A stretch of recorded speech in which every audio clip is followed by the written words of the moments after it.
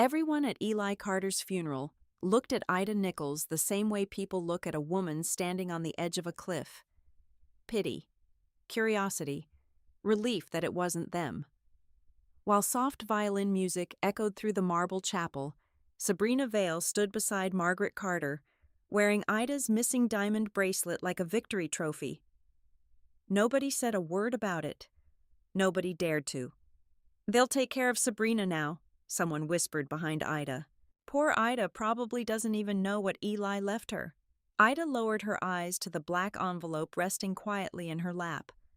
They were wrong, because 3 nights before the funeral, Ida had already read the second will.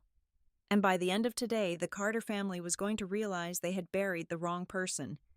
If you've ever been underestimated by the people who broke your heart, stay with this story until the end, because some women don't rise from love. They rise from betrayal. Before Eli Carter became the man people admired on magazine covers, he was just a charming law student with tired eyes and cheap cologne who used to kiss Ida Nichols in grocery store parking lots. Back then, he looked at her like she was the answer to every difficult thing in his life. And Ida believed him. She met him at 27 during a fundraising event in downtown Chicago. Eli was brilliant, ambitious, magnetic in the dangerous way certain men are. He spoke like he already knew he would become powerful someday. Ida loved that confidence.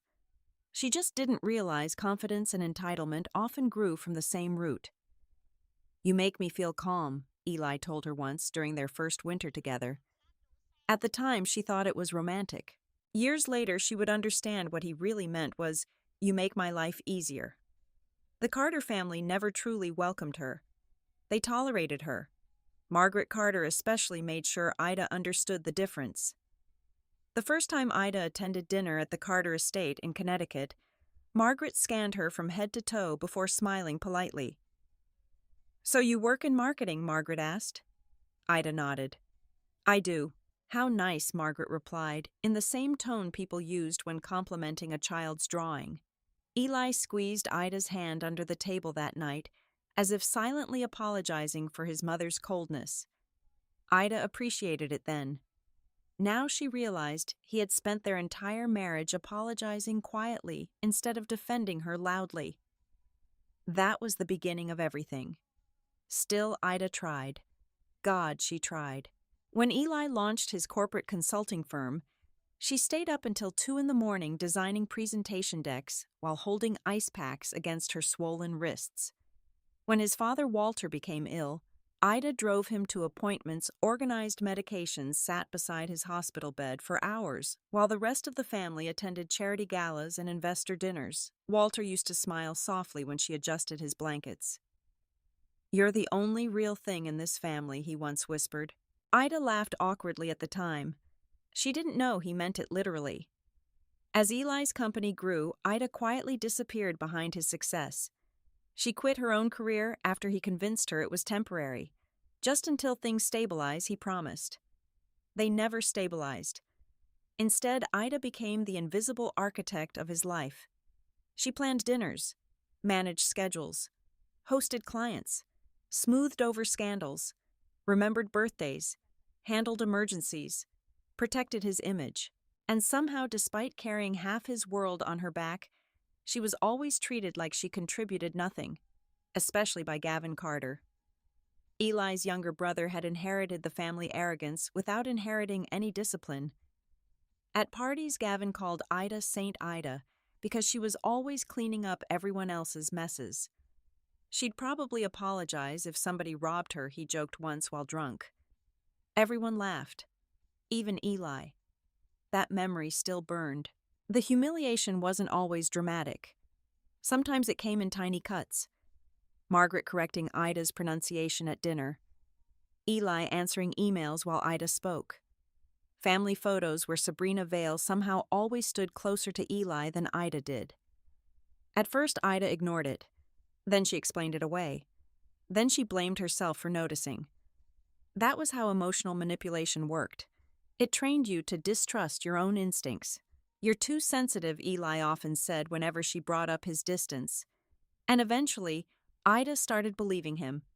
The changes in Eli happened slowly enough to feel almost invisible. He stopped kissing her goodbye in the mornings, stopped asking about her day, stopped touching her casually. Their conversations became transactional. Bills, events, appearances, obligations. Sometimes Ida would wake in the middle of the night and find him sitting in the glow of his phone screen, smiling faintly at messages he immediately hid when she moved. Work stuff, he'd mutter. Always work. One Friday evening, Ida spent 6 hours preparing a dinner party for Eli's investors. The dining table looked flawless under candlelight. White orchids, crystal glasses, handwritten place cards. Sabrina Vale arrived wearing silver silk and confidence. She kissed Eli on the cheek. Too comfortably. Ida noticed it instantly. Margaret adored Sabrina openly. "Oh, Sabrina, thank God you're here," Margaret said dramatically. "You always know how to brighten a room." Meanwhile, Ida stood there holding a tray like hired staff. Throughout dinner, Sabrina monopolized Eli's attention effortlessly. Every time she laughed, he looked alive again. Ida couldn't remember the last time he looked at her that way. At one point, Sabrina touched Eli's wrist during conversation. A tiny gesture, small enough to deny, intimate enough to wound. Ida felt something cold settle deep inside her stomach. Later that night, after guests left, she stood at the kitchen counter silently washing dishes while Eli loosened his tie nearby. "You and Sabrina seem close," Ida said carefully. Eli sighed immediately. "Not guilty, annoyed. Seriously, I'm just asking. She works with major donors, Ida. Networking matters, I know, but you always do this." Her hands froze underwater. "Do what create problems where there aren't any." That sentence stayed with her for months. Because after enough repetition, manipulation starts sounding like truth. So Ida tried harder. She bought lingerie he barely noticed. Planned anniversary weekends he canceled. Cooked meals he ignored while answering texts. Loved a man who treated her affection like background noise. And the cruelest part, she still defended him. To Nina. To herself. To the mirror. He's stressed. He's grieving his dad. He's under pressure. Excuses became the language of her survival. Then came the night everything cracked. Eli returned home after midnight smelling like expensive whiskey and unfamiliar perfume. He tossed his jacket over the bedroom chair before disappearing into the shower. Ida almost ignored it. Almost. But something inside her, something exhausted and starving for truth, finally pushed her forward. Her fingers trembled as she checked the inside pocket. And there it was. A receipt. Black embossed lettering across thick ivory paper. The Aurelia Grand Hotel Suite. 917, 2 guests. Champagne service. 3 nights. Ida stared at the signature at the bottom. S. Vale. For a moment the world became completely silent. Not dramatic silence, not cinematic silence. The kind of silence that happens when your heart finally stops arguing with reality. Steam drifted from the bathroom down the hallway, while Ida stood frozen beside the bed. The shower kept running. Eli was humming softly to himself. Comfortable, careless, certain she would never leave. Ida slowly folded the receipt in half. Then again, and again, until the sharp paper edges dug into her palm hard enough to hurt. For the first time in years, she stopped asking herself whether she was imagining things, because the truth was finally sitting in her hand, and it had Sabrina Vale's name written all over it. Ida Nichols did not sleep that night. She lay beside Eli in the dark, while his breathing remained slow and steady, one arm resting loosely across the expensive sheets like a man untouched by guilt. The hotel receipt sat hidden inside her nightstand drawer. Burning. Every few minutes, Ida stared at the ceiling and told herself there had to be another explanation. Business meeting, shared reservation, corporate event, anything. But deep down, her body already knew the truth before her mind was willing to admit it. That was the terrible thing about betrayal. Your intuition usually arrives long before your courage does. At 6 a.m, Eli kissed her forehead casually before leaving for work. "Don't wait up tonight," he said while adjusting his cufflinks. Dinner with investors. Ida almost laughed. Instead, she smiled softly. Of course. The second the front door closed, the smile disappeared from her face completely. For nearly 10 minutes, she stood motionless in the silent kitchen. Then something inside her hardened. Not healed, not empowered, just exhausted enough to stop lying to herself. By noon, Ida sat in her car across from the Aurelia Grand Hotel downtown. Rain streaked across the windshield in silver lines while the massive glass building reflected the gray Chicago sky. She felt ridiculous, pathetic, like every suspicious wife she used to judge quietly in movies. But humiliation had a strange way of killing pride. At 6:42 p.m., Eli's black Mercedes pulled into the valet entrance. Ida stopped breathing. He stepped out wearing the charcoal coat she bought him for Christmas 2 years earlier. The one he claimed was too expensive. Apparently not too expensive for an affair. 5 minutes later, another car arrived. Sabrina Vale emerged in sleek cream-colored heels and a camel coat wrapped tightly around her waist. Elegant, effortless, beautiful in the polished way wealthy women perfected over time. The valet greeted her by name. That detail hurt more than Ida expected, because it meant this wasn't new. Sabrina walked toward the entrance. Then Eli appeared beside her and kissed her. Not quickly, not guiltily, comfortably, like a man kissing someone he no longer bothered hiding. Ida's fingers tightened around the steering wheel so hard her knuckles turned white. For a moment, the entire world narrowed into fragments.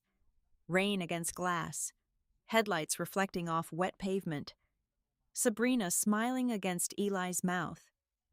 And suddenly Ida understood why she had felt lonely for so long inside her own marriage. Because Eli had emotionally left her years ago. She just hadn't stopped loving him yet. Tears blurred her vision, but she forced herself to keep watching. Eli wrapped his hand against Sabrina's lower back possessively. The same gesture he used to do to Ida. The same gesture he stopped doing months ago. Sabrina laughed at something he whispered. Then they disappeared inside the hotel together. Ida sat frozen. A strange numbness spread through her chest.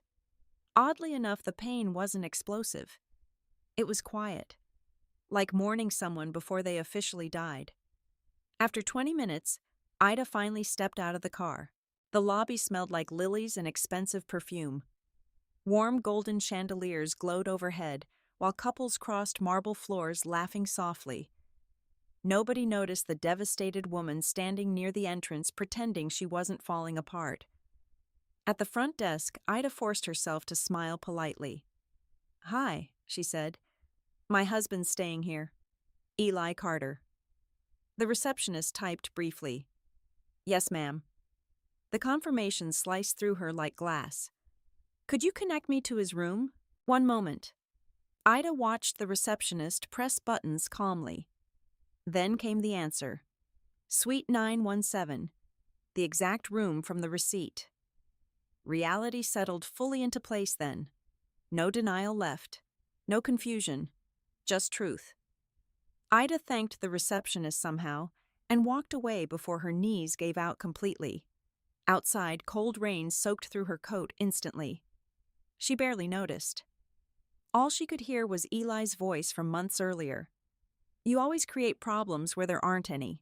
The cruelty of that sentence finally became clear. He hadn't been defending innocence. He had been protecting deception. Ida drove home in silence. But something changed during that drive. The heartbreak remained. The humiliation remained. But beneath both emotions, another feeling slowly began growing. Awareness. For years, Ida blamed herself every time Eli pulled away emotionally. She thought maybe she wasn't exciting enough anymore, pretty enough, interesting enough, young enough. Women in pain often searched for flaws inside themselves before daring to accuse the people hurting them. But now she saw it clearly. Eli did not betray her because she lacked value. He betrayed her because he lacked character. That realization terrified her almost as much as the affair itself. Around midnight, Eli finally came home. Ida sat alone in the dark living room with a glass of untouched wine beside her. Eli looked surprised to find her awake. "You scared me," he muttered while loosening his tie. She studied him carefully. The familiar face, the familiar voice, the man she once trusted more than herself. How strange it was to suddenly realize you no longer recognized someone you had loved for years. "How was dinner?" Ida asked quietly. Eli shrugged. "Long. Lie." The word practically echoed between them. He walked toward the kitchen, grabbing bottled water from the fridge. "You okay?" he asked casually. Ida almost admired how easily he performed normalcy. "How long have you known Sabrina?" she asked. Eli paused briefly, too briefly for innocence. "What? She seems important to you." A shadow crossed his expression before disappearing instantly. "She works with donors, Ida." "Why are you acting weird lately?" There it was again. That subtle redirection. The manipulation wrapped in calmness. Suddenly, Ida saw every conversation differently, every dismissal, every time he made her question her instincts. She felt nauseous. "I'm not acting weird," she replied softly. Eli sighed dramatically. "I really don't have energy for this tonight. For this," as though her pain was an inconvenience. He started walking upstairs, then stopped halfway. "Oh," he added casually, "Sabrina's joining us for the Whitmore Foundation Gala next month. Margaret invited her." Of course she did. Ida stared at the staircase after he disappeared. Something cold settled inside her chest completely. Not rage yet, not revenge, just clarity. And clarity could become dangerous very quickly. The next morning, Ida began searching. At first, she only wanted proof. Something undeniable. But the deeper she looked, the uglier things became. Private transfers, unfamiliar accounts, charity funds routed strangely, late-night meetings, burner phone records, and Sabrina's name appeared everywhere. Not just as a mistress, as a partner. Ida sat at Eli's office desk while sunlight crept slowly across the room. Her pulse pounded harder with every document she uncovered. This wasn't simply an affair. It was strategy, planning, preparation. Then she found the email. A forwarded message between Eli and Sabrina. Short, cold, brutal. "After the funeral, Ida won't have anything left. We just need her cooperative until then." Ida stopped breathing. Funeral. The word echoed violently inside her head. Funeral? Whose funeral? Her eyes moved upward toward the earlier medical attachment in the email chain. And for the first time, Ida noticed the oncology clinic logo at the top of the screen. A chill spread through her entire body. Because suddenly the affair was no longer the scariest secret in her marriage. Something much darker was hiding underneath it. And whatever Eli Carter was planning, it involved death. For 3 days, Ida Nichols carried the knowledge inside her like broken glass beneath her skin. Eli was having an affair. And somehow, impossibly, death was tangled up in it. She wanted to confront him, scream at him, throw the emails in his face and demand explanations until the walls shook. But fear kept stopping her. Not fear of losing him. That part had already happened. No, this was the deeper kind of fear that came when reality shifted too fast beneath your feet. Because once truth entered a marriage, nothing familiar survived afterward. So Ida stayed quiet and watched. Eli became strangely careful after that night. More private phone calls, more locked doors, more unexplained absences, yet emotionally he behaved almost gentler than before. That confused Ida the most. Sometimes she caught him staring at her with something almost resembling guilt. Other times he acted like she barely existed. It was emotional whiplash. One evening, Ida stood in the kitchen cutting strawberries for a charity brunch when Eli walked in unexpectedly pale. Not tired, not stressed. Pale. His hand gripped the marble counter briefly like he needed support. "Eli, I'm fine." But his voice sounded strained. A second later, he staggered slightly. The glass in his hand shattered across the floor. Ida rushed forward instinctively. Jesus Christ, Eli collapsed before she could finish. Everything after that happened in fragments. Sirens, hospital lights, doctors moving quickly through hallways smelling like antiseptic and fear. Ida sat in the emergency waiting area, gripping her own shaking hands, while rain hammered the hospital windows outside. Nobody from the Carter family had arrived yet. Nobody except Sabrina. Of course, Sabrina. She appeared 40 minutes later in an expensive beige coat, breathless and dramatic. Their eyes locked instantly across the waiting room. For a second, neither woman spoke, and in that silence, something horrifying passed between them. Recognition. Not introduction. Recognition. Sabrina knew that Ida knew. The realization made Ida feel physically ill. "How is he?" Sabrina asked quietly. Not awkwardly, not cautiously. Like someone with the right to ask. Ida stared at her. "You tell me." Sabrina's expression flickered. Only briefly. Then the mask returned. Before either woman could continue, Dr. Leonard Hayes approached holding a tablet. Mrs. Carter Ida stood immediately. "We need to discuss your husband's condition." Condition. The word made her stomach tighten. Dr. Hayes led her into a private consultation room. Soft lighting, muted walls, a box of tissues already waiting on the table. Rooms designed specifically for devastation. Ida sat slowly. "What's happening?" she whispered. Dr. Hayes hesitated. That hesitation changed everything before he even spoke. "Your husband has stage 4 pancreatic cancer." The world stopped. Not emotionally. Physically. Like sound itself vanished from the room. Ida blinked at him. "I'm sorry." "What?" "He was diagnosed 7 months ago." 7 months. 7 months. Her mind repeated the number mechanically because the meaning refused to settle. "That's impossible," she whispered. "He never told me." Dr. Hayes looked genuinely uncomfortable now. "He asked us to keep his medical information private." Ida stared at the floor. 7 months. While she planned dinners, hosted galas, bought anniversary gifts, cried herself to sleep wondering why her husband no longer loved her. He had known he was dying. And he said nothing.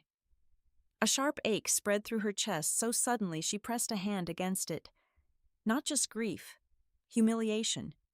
Because somehow even his illness had become another form of exclusion, another secret she wasn't important enough to share.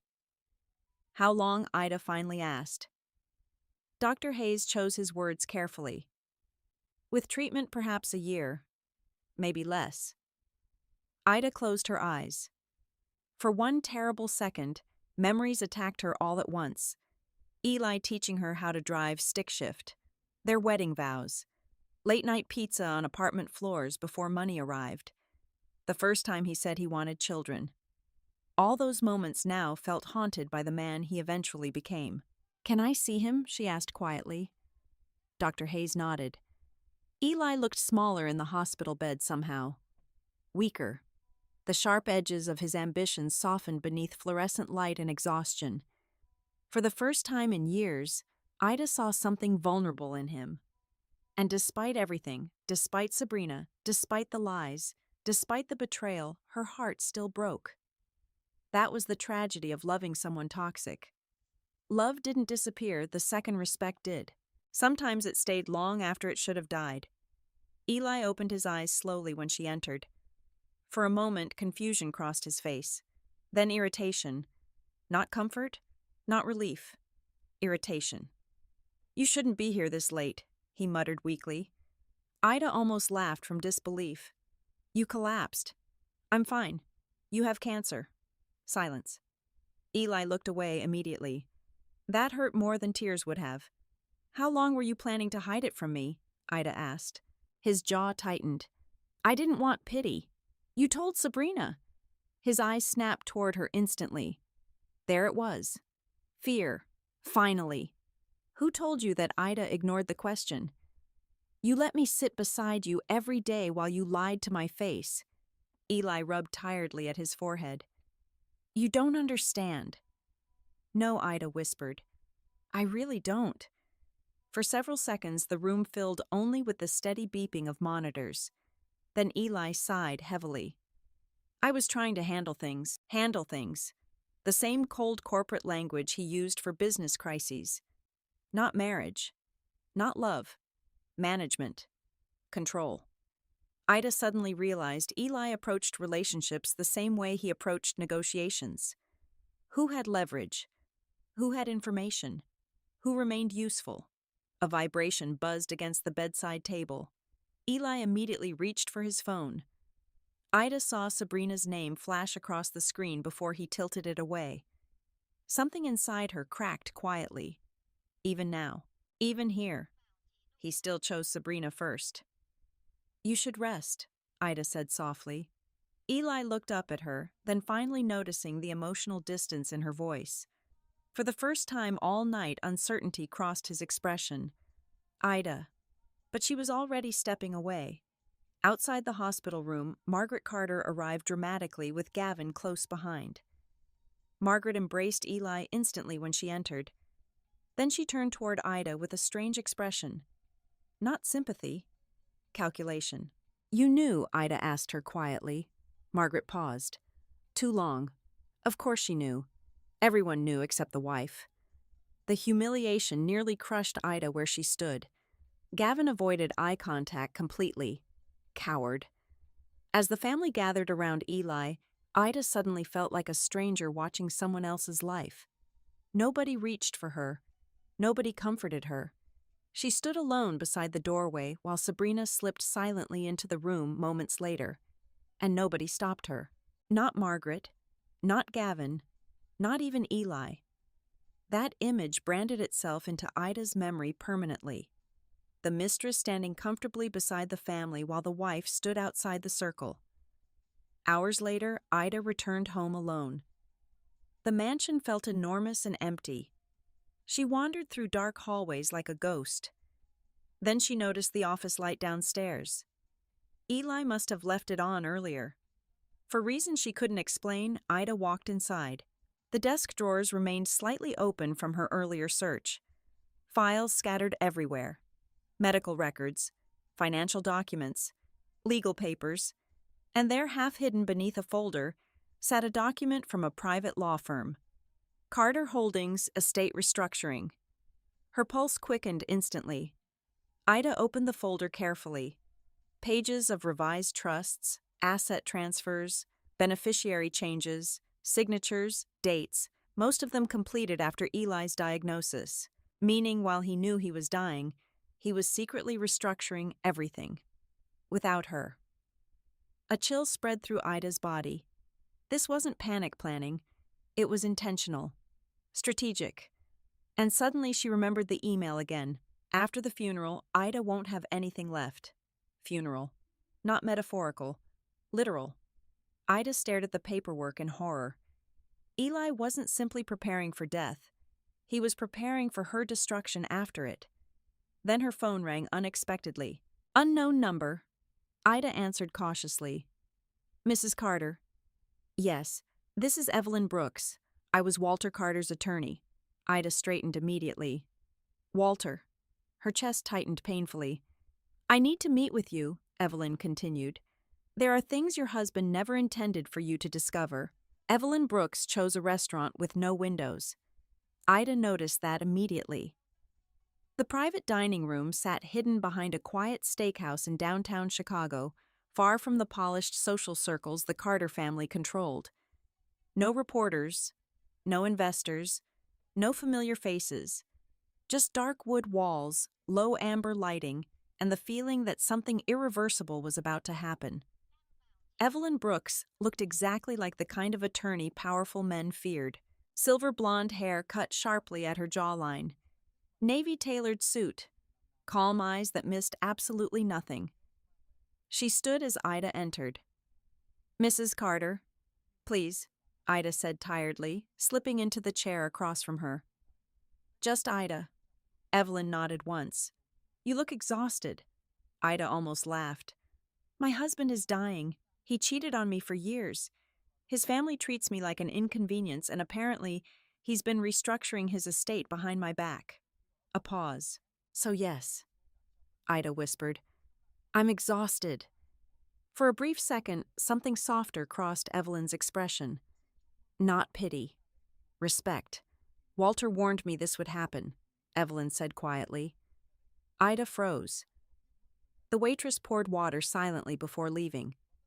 Only after the door closed did Evelyn slide a thick cream-colored envelope across the table. Walter Carter's handwriting stretched across the front. For Ida. Her throat tightened instantly. Walter had died 11 months earlier, after a long battle with heart failure. And despite everything rotten inside the Carter family, Walter had always been kind to her. Not performatively kind, not socially polite. Real. Ida picked up the envelope carefully, like it might break apart in her hands. You knew him better than his own children did, Evelyn said. Tears burned unexpectedly behind Ida's eyes. No, she whispered. I just took care of him. That's exactly my point. Ida stared down at the envelope for several seconds before finally opening it. Inside sat a handwritten letter folded neatly in half. Her fingers trembled as she unfolded it. Ida, if you are reading this, then I was right to worry. First, I need you to understand something clearly. None of what happened to you inside this family was your fault. Ida closed her eyes briefly. One sentence. That was all it took to nearly destroy her emotionally. Because nobody had ever said those words to her before. Not once. Walter's handwriting continued across the page. I watched you spend years loving people who only valued what you could do for them. You gave loyalty to people who considered loyalty weakness. That includes my son. Ida swallowed hard. A memory surfaced instantly. Walter sitting beside the fireplace one snowy December evening while Ida brought him tea. You know what the problem with powerful families is? He asked her quietly that night. She smiled. What? We mistake survival skills for character. At the time, she hadn't understood. Now she did. Walter's letter continued.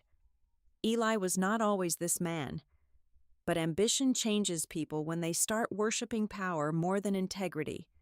I tried to warn him. He stopped listening. Ida pressed trembling fingers against her lips. Part of her hated reading criticism about Eli. Another part knew every word was true. Evelyn remained silent across the table, allowing her space to absorb everything. The next paragraph shattered her completely.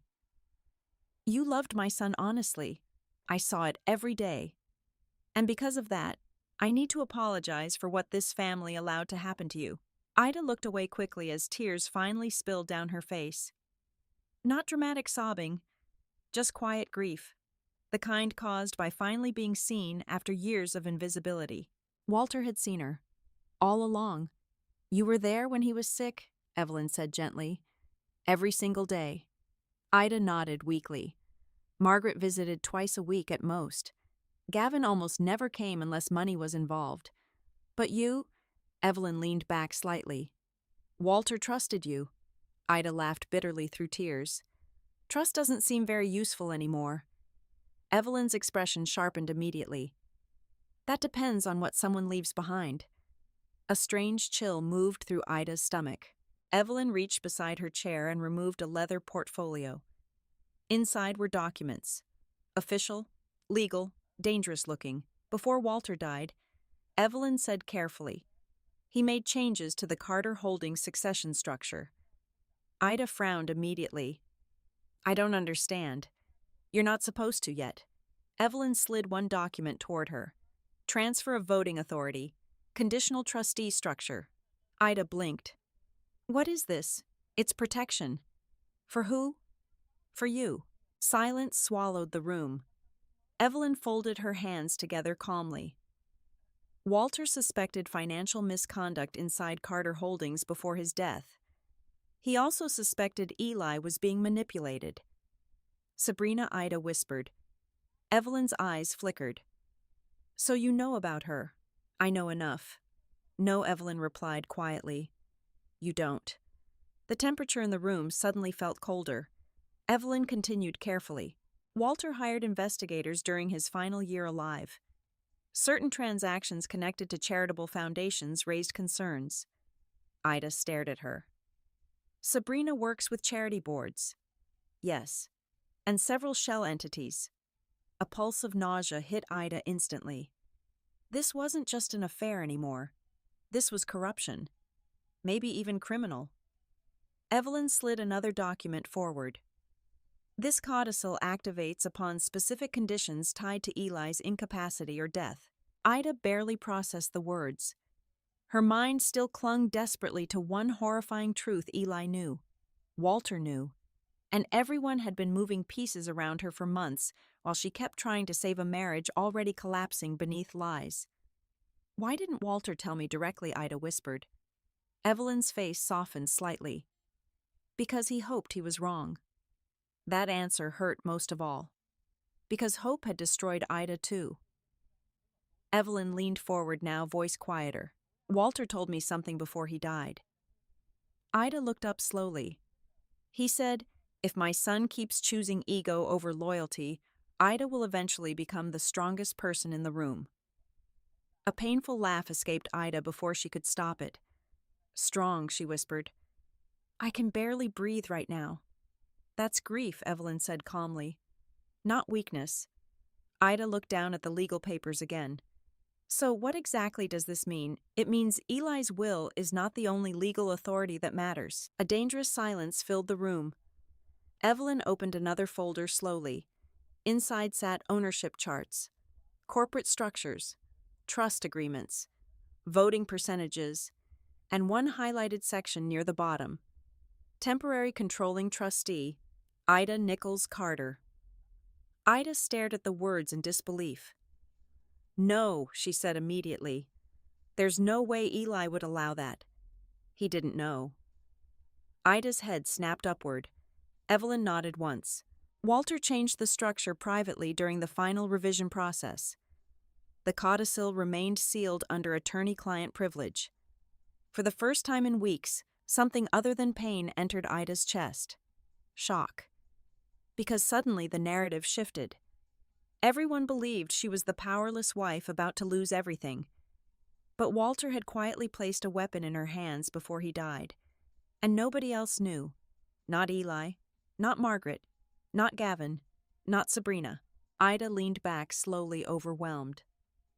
I don't want revenge, she whispered after a long silence. Evelyn studied her carefully. That may be true today. The wording unsettled Ida. Today. Not forever. You think they'll try to destroy me? Evelyn didn't answer immediately. Then I think they already are. That landed like a knife. Because it was true. Eli wasn't protecting her financially. He was preparing to erase her after his death. Margaret already treated Sabrina like a replacement wife. Gavin saw Ida as disposable.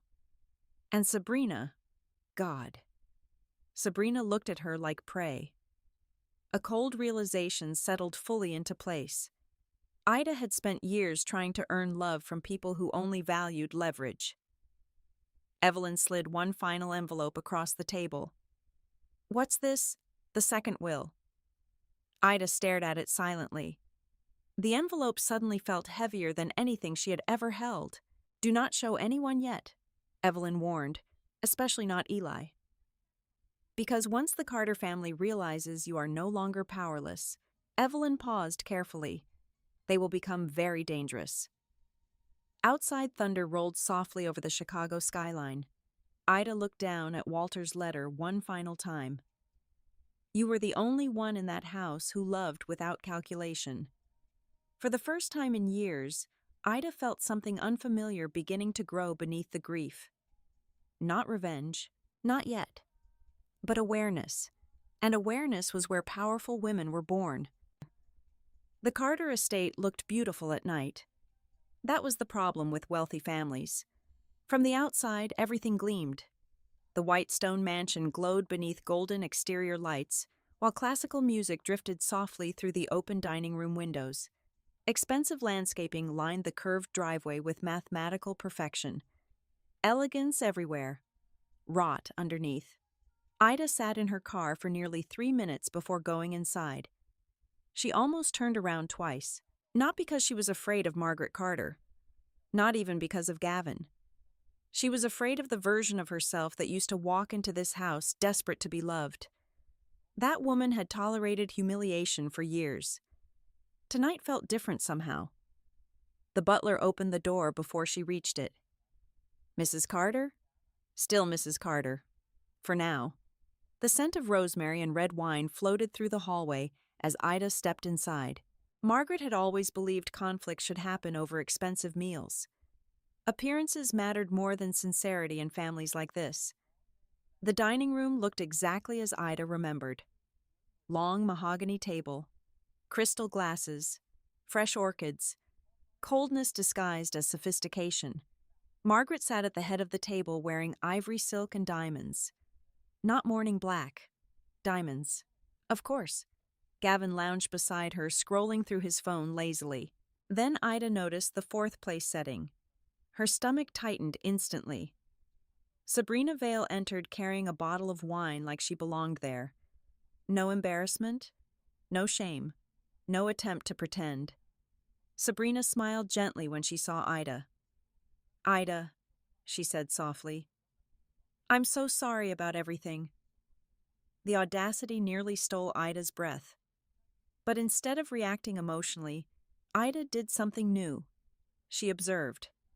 That was all. An observation changed power dynamics completely. Because when you stop begging for respect, you finally notice who never intended to give it. Margaret gestured toward the table. "Sit down, dear. Dear. Interesting." They only used soft tones when they wanted something. Dinner began quietly. Too quietly. The kind of silence that vibrated beneath the surface with hidden agendas. Margaret discussed funeral arrangements while Gavin complained about investors panicking after Eli's hospitalization. Meanwhile, Sabrina poured wine comfortably beside them like she had attended family dinners for years. Maybe she had. Ida suddenly wondered how many times she had unknowingly hosted the woman sleeping with her husband. The realization should have shattered her. Instead, it made her strangely calm. Pain eventually reached a point where it transformed into clarity. Margaret folded her napkin delicately. The funeral should remain tasteful, she said. No unnecessary emotional displays. Ida looked at her. Interesting thing to say about a funeral. Margaret ignored the comment. "We've also been discussing the estate situation." There it was. Straight to business. Gavin finally looked up from his phone. "Things could get messy legally," he muttered, "especially with media attention." Sabrina nodded sympathetically. As someone who works with public foundations, scandals can become very damaging.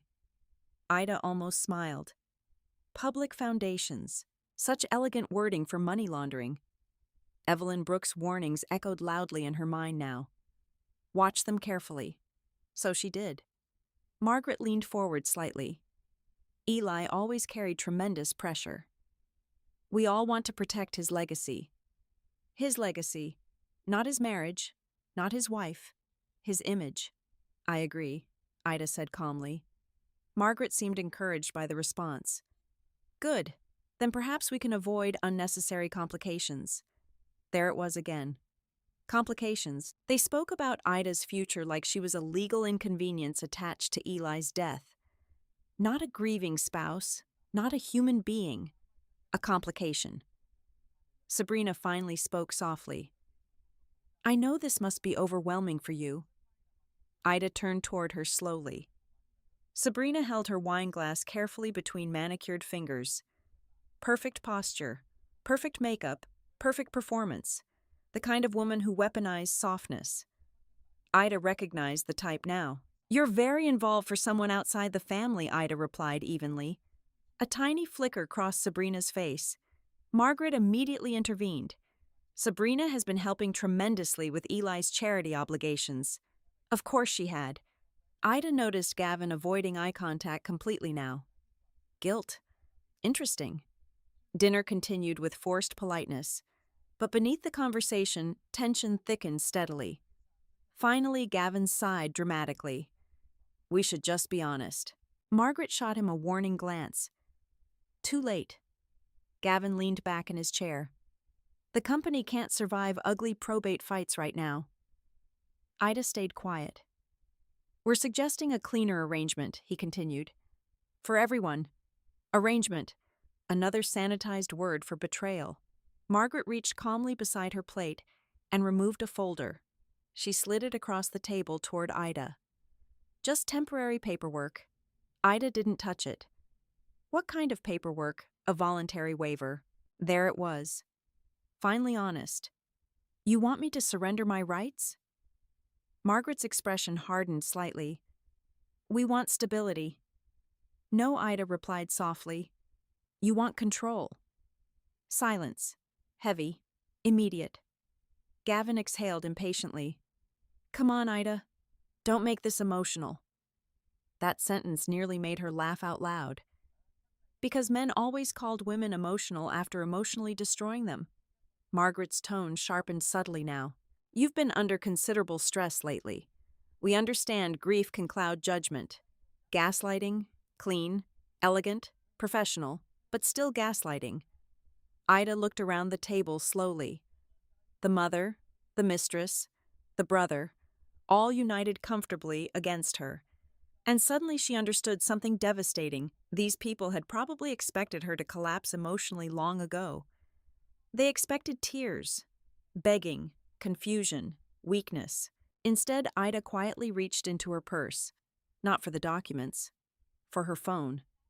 She pressed record silently beneath the tablecloth. Then she looked up calmly. "What exactly do you think happens to me after Eli dies?" The room froze. Margaret recovered first. "No one said you implied it." Sabrina shifted uncomfortably now. "Good," Ida continued quietly. "Do I disappear? Move out quietly. Pretend none of this happened while Eli's mistress takes my place at family dinners." Sabrina inhaled sharply. Margaret's mask cracked for the first time all evening. "You're being inappropriate." "No," Ida said softly. "I'm finally being honest." Gavin scoffed. "Jesus Christ." Margaret's voice turned icy. "You need to think carefully before embarrassing yourself publicly." There it was. The threat underneath the sophistication. Ida leaned back slowly. For years, she said quietly, "I blamed myself for everything wrong in this family." Nobody interrupted her now. "I thought if I loved harder, worked harder, forgave more." Her throat tightened briefly. "Eventually I'd matter to you people." Margaret looked almost bored. And somehow that hurt worse than cruelty. Then Margaret delivered the sentence that changed everything. "You were never truly family, Ida." Silence crashed through the room. Even Gavin looked uncomfortable afterward. But Sabrina looked relieved. Because finally the truth sat openly on the table. Ida stared at Margaret for several long seconds. And strangely enough, she felt nothing. No devastation, no panic. Just release.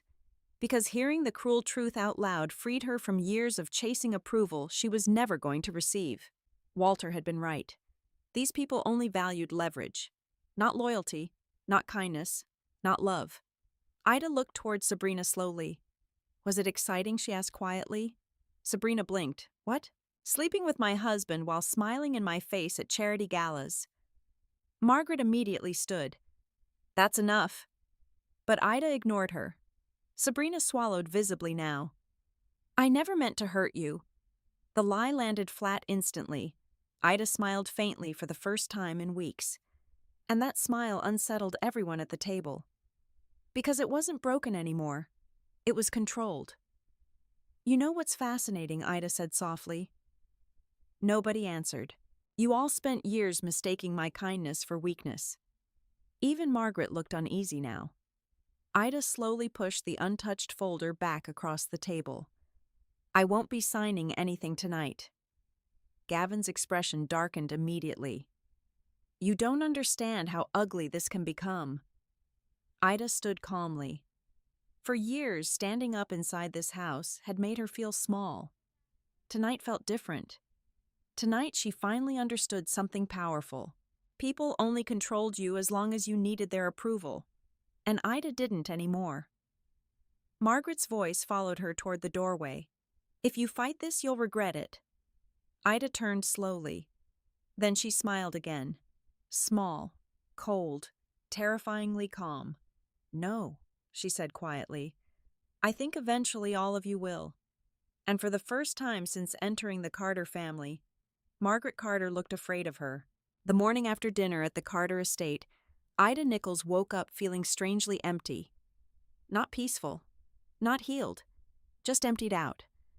Like someone had finally drained years of anxiety from her body and left behind only silence. For the first time in a decade, she no longer cared whether Margaret Carter approved of her. That realization felt both liberating and horrifying, because when a woman stops needing validation, she becomes unpredictable. And powerful families hated unpredictable women. Rain tapped softly against the penthouse windows, while Ida sat alone in Eli's office surrounded by financial documents. The room still smelled faintly like his cologne. Cedarwood, bergamot, familiar enough to hurt. She stared at the ownership charts Evelyn Brooks had given her the night before. None of it made sense emotionally. Walter Carter, the man everyone underestimated because of age and illness, had quietly rebuilt the power structure of Carter Holdings behind his family's backs. And somehow, he had placed Ida directly in the center of it. Her phone buzzed sharply. "Evelyn, tell me you didn't sign anything last night." Ida almost smiled. "I didn't." "Good," Evelyn replied immediately. "Because things are escalating faster than expected." Ida's stomach tightened. "What does that mean?" "It means Gavin's already trying to move money." "Of course he was." Evelyn continued calmly. "I need you downtown within the hour." The law office overlooked the Chicago River from the 38th floor. Everything inside felt expensive, controlled, efficient. Very Evelyn Brooks. Ida followed Evelyn into a private conference room where stacks of legal folders already covered the table. But someone else was there too. A tall man in a navy suit stood near the windows reviewing documents. Dark hair streaked lightly with gray. Serious eyes. Late 40s. He looked up immediately as Ida entered. Ida Evelyn said, "This is Daniel Mercer, Carter Holdings CFO." Daniel extended his hand politely. His grip was steady, respectful, not patronizing. "I'm sorry about everything you're dealing with," he said quietly. Something about the sincerity in his voice nearly caught Ida off guard. She had spent so long around manipulative people that genuine kindness now felt unfamiliar. Daniel sat back down carefully. "I worked closely with Walter for years," he explained. "He trusted you." The statement hit her harder than expected, because trust had become such a rare thing in her life. Evelyn opened a folder. "Let's get directly to the problem." That sounded ominous. She slid several financial statements toward Ida. At first, Walter suspected small accounting irregularities, Evelyn explained. But after his death, things accelerated. Daniel nodded grimly. Corporate funds started moving through nonprofit partnerships connected to Sabrina Vale. Ida stared at him. So Walter was right. Yes. Daniel's expression darkened. The numbers suggest money laundering. The room fell silent. Ida suddenly remembered every glamorous charity gala Sabrina hosted, every speech about empowerment, every polished smile. All of it built on corruption. Evelyn folded her hands, and Gavin Carter appears heavily involved. Ida let out a soft, disbelieving laugh. That family really destroys everything it touches, doesn't it? Neither of them answered, because the answer was obvious. Daniel turned another document toward her. "This is the current voting structure of Carter Holdings." Ida frowned down at the chart. Most shares remained distributed between family trusts, but highlighted in gold near the center sat one section temporary controlling trustee Ida Nichols Carter, 28% controlling authority. Ida blinked repeatedly. "That can't be right." "It is," Evelyn said. "Walter transferred proxy authority before his death." Under the codicil terms, if Eli becomes medically incapacitated, she paused carefully. You temporarily control the voting structure. Ida's pulse began hammering. No one else knows this, not yet. Suddenly the room felt smaller, heavier, because power was terrifying when you never expected to hold it. I don't understand why Walter chose me, Ida whispered. Daniel answered this time. Because you were the only person around Eli who wasn't corrupted by his last name. The sentence lingered heavily between them.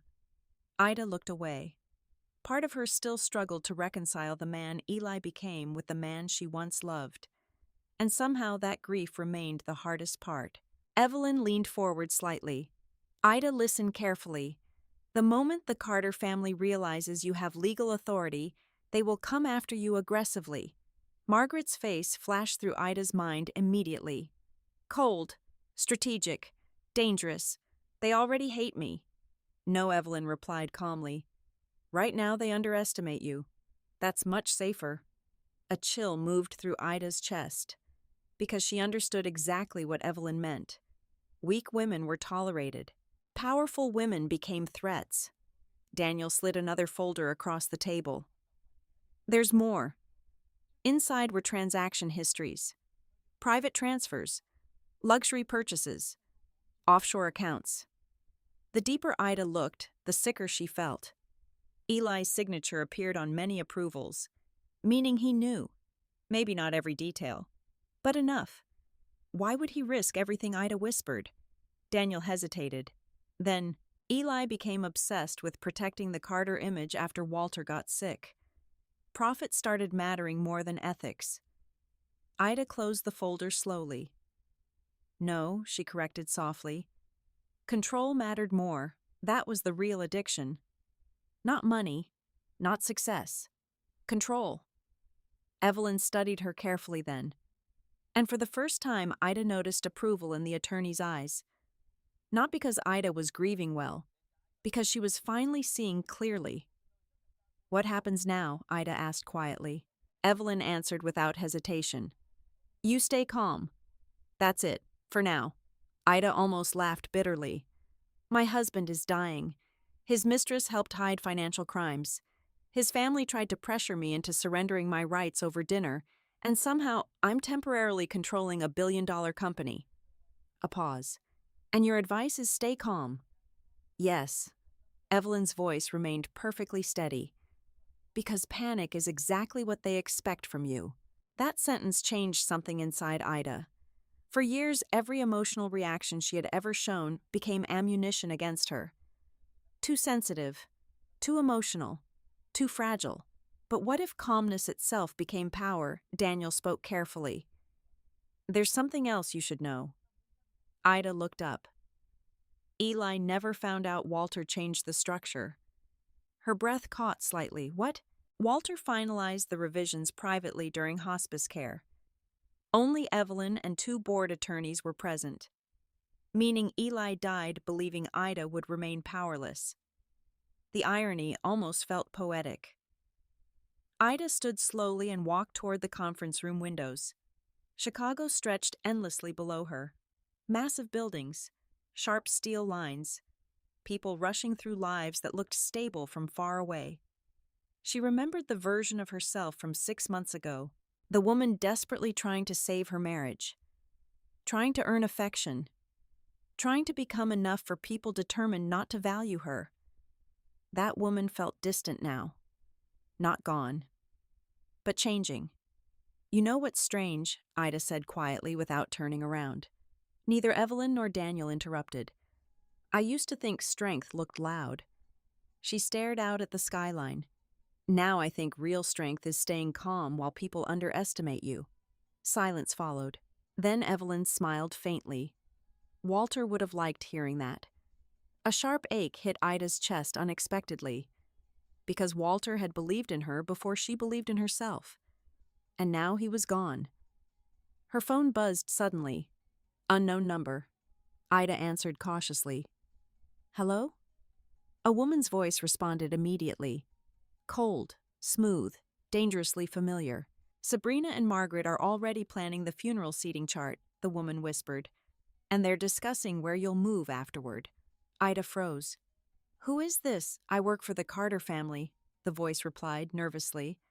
And if I were you, a shaky breath, I'd stop assuming they plan on leaving you anything. The call disconnected instantly. Slowly, Ida lowered the phone from her ear. Then, for the first time since this nightmare began, she smiled.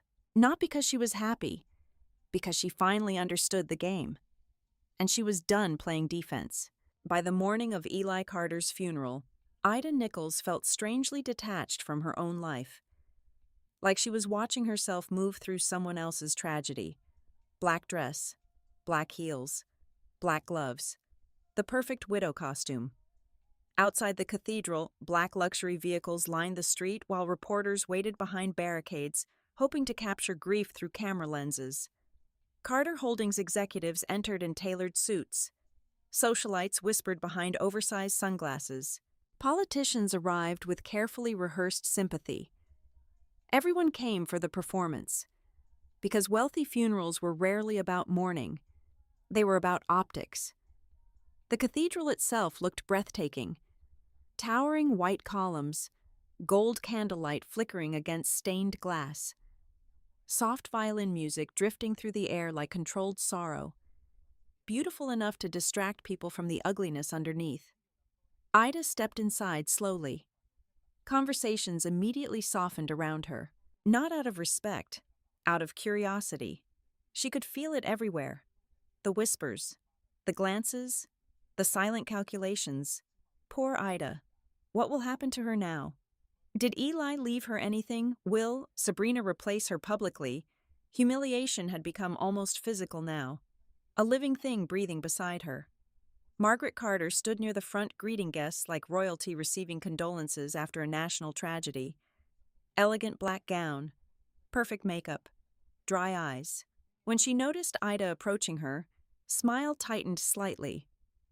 Ida, Margaret said softly, "You're late." The cruelty of that sentence nearly made Ida laugh. Late? To her own husband's funeral. Traffic would have been the normal response. Instead, Ida simply replied, "I needed air." Margaret nodded distantly before turning immediately toward a senator and his wife. Dismissed again. Some things never changed. Then Sabrina arrived, and suddenly every eye in the cathedral shifted. She wore black silk and diamonds subtle enough to appear tasteful, but expensive enough to command attention. Her dark hair fell perfectly against her shoulders. Graceful, controlled, devastatingly composed. And on her wrist sat Ida's missing anniversary bracelet. The bracelet Eli gave Ida 5 years earlier after promising they would always choose each other. Now it glittered against Sabrina's skin like a trophy. Ida stared at it silently. Sabrina noticed. For one brief second, guilt flickered across her expression, then vanished. Interesting. Ida realized something important in that moment. Sabrina expected emotional collapse. Everyone did. That expectation gave Ida an advantage. "You look beautiful," Sabrina said softly as she approached. The audacity nearly deserved applause. Ida looked directly at the bracelet. "So do you." Sabrina instinctively touched her wrist. "Good. Let her feel uncomfortable," Margaret interrupted before tension could deepen. "The service is beginning." Rows of wealthy mourners filled the cathedral quickly. Ida sat alone in the front pew while Margaret positioned Sabrina only 2 rows behind the immediate family section. Not hidden, not distant, visible, almost acknowledged. The disrespect felt deliberate now.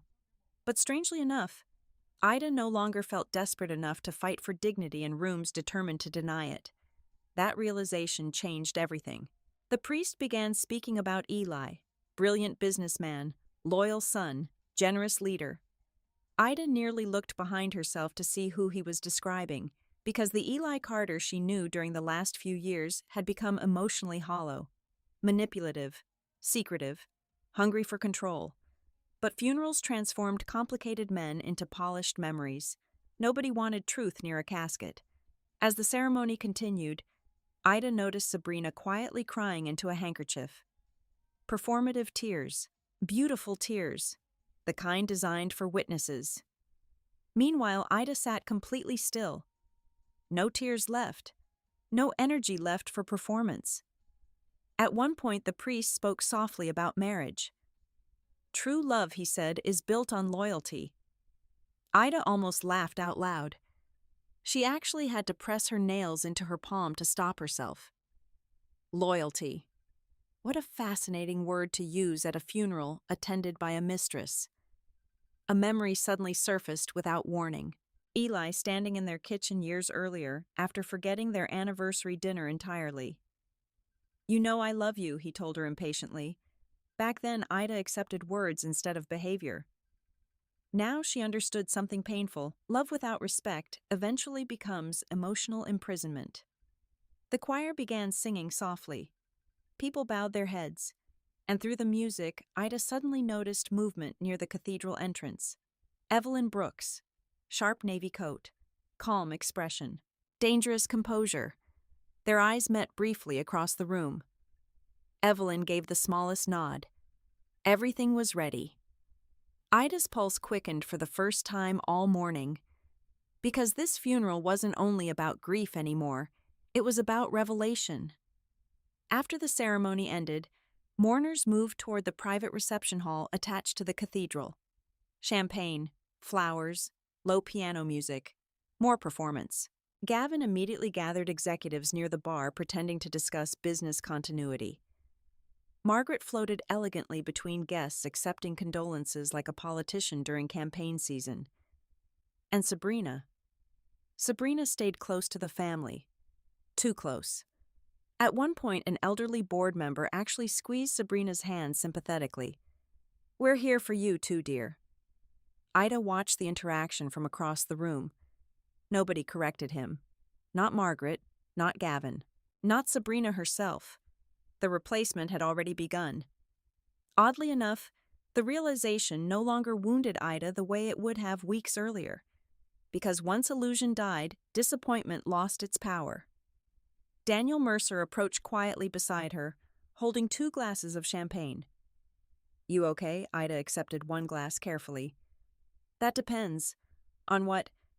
How much destruction happens in the next hour?" A faint smile touched Daniel's mouth despite the tension. "You're calmer than I expected." Ida looked around the room slowly. At the greed, the manipulation, the arrogance hidden beneath luxury. "For years they convinced me emotions made me weak," she said quietly. Daniel studied her carefully. And now Ida took a slow sip of champagne. "Now I think emotions just made me easier to control." Across the room, Sabrina suddenly noticed Evelyn speaking privately with several attorneys near the reception entrance. Something shifted instantly in her face. Fear. Small but visible. Interesting. Margaret noticed too. The older woman's composure tightened almost imperceptibly. Good. Let them wonder. Let them worry. For once. Evelyn crossed the room calmly toward Ida. Conversation softened as she passed. Power recognized power instinctively. "We're ready," Evelyn said quietly. Margaret immediately approached. Ready for what? Evelyn turned professionally. "The legal reading." Margaret blinked. "That was scheduled privately for tomorrow." Evelyn's expression never changed. "Mrs. Carter requested it happen today." Every eye turned toward Ida instantly. The room shifted. Confusion. Curiosity. Tension. Gavin frowned immediately. "What exactly are you doing?" Ida set down her champagne glass carefully. Then she looked directly at Margaret, at Sabrina, at every person who spent years underestimating her. And finally she spoke. "I think," Ida said softly, "everyone deserves to hear the truth while we're all together." Silence crashed through the reception hall. Sabrina's face lost color first. Margaret recovered quickly. "This is inappropriate." "No," Ida replied calmly. "What's inappropriate is pretending we're still a family." The room went completely still. Even the piano music seemed too loud suddenly. Evelyn opened her leather briefcase slowly. And for the first time that entire day, Margaret Carter looked uncertain. Then Evelyn removed the first sealed envelope. and Sabrina Vale stopped breathing. The reception hall became so quiet that Ida could hear the faint clink of ice settling inside untouched champagne glasses. Nobody moved.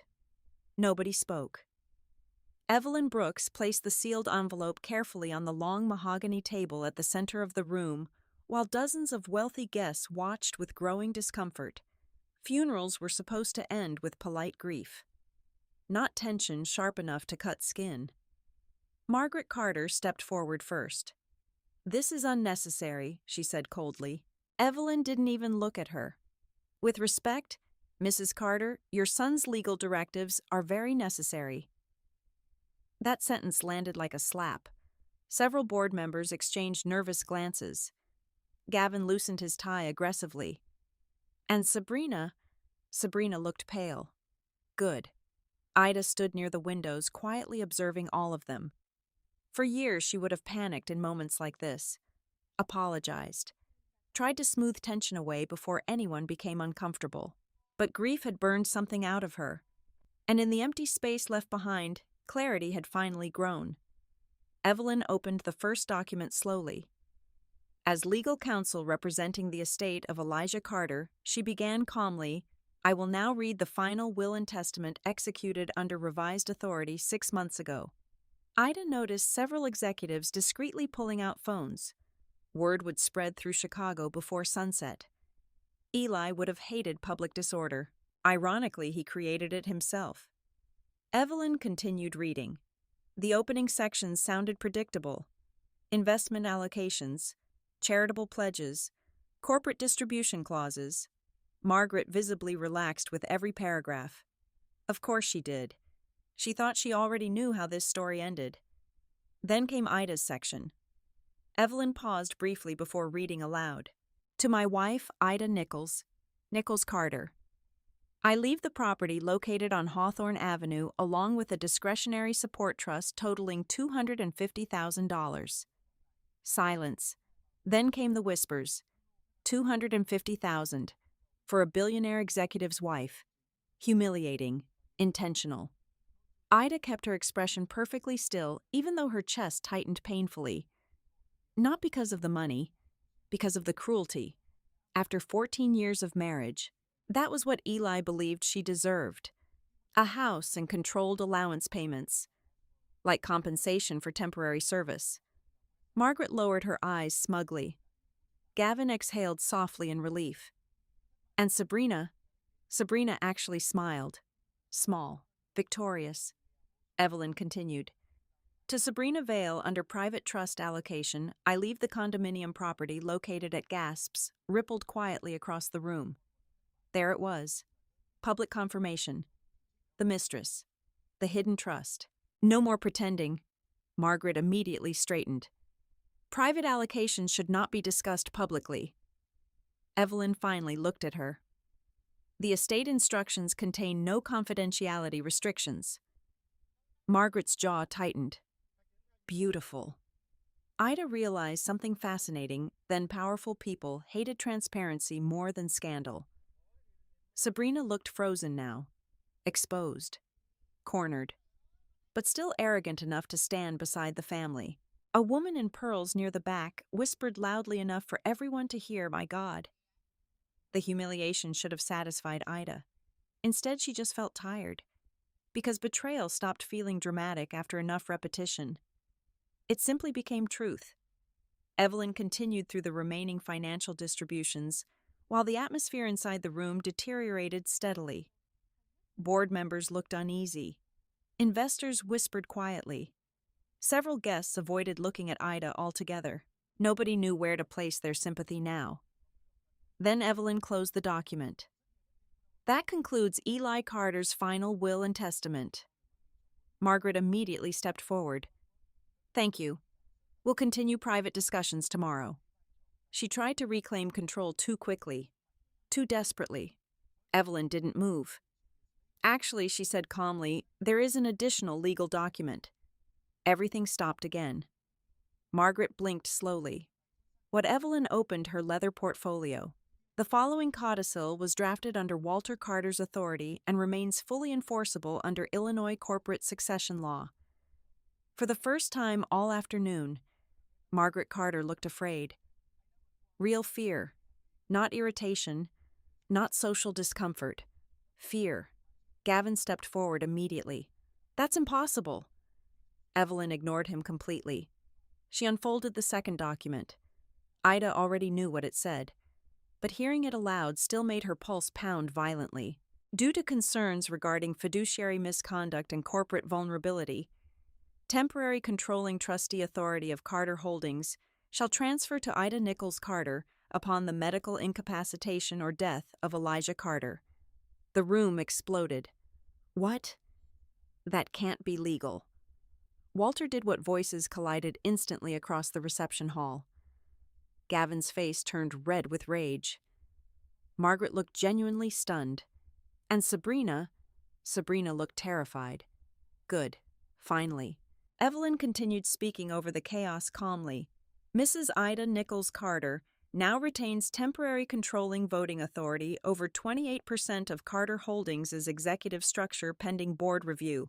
Daniel Mercer stepped beside Evelyn immediately, confirming it, supporting it, legitimizing it, and suddenly everything changed.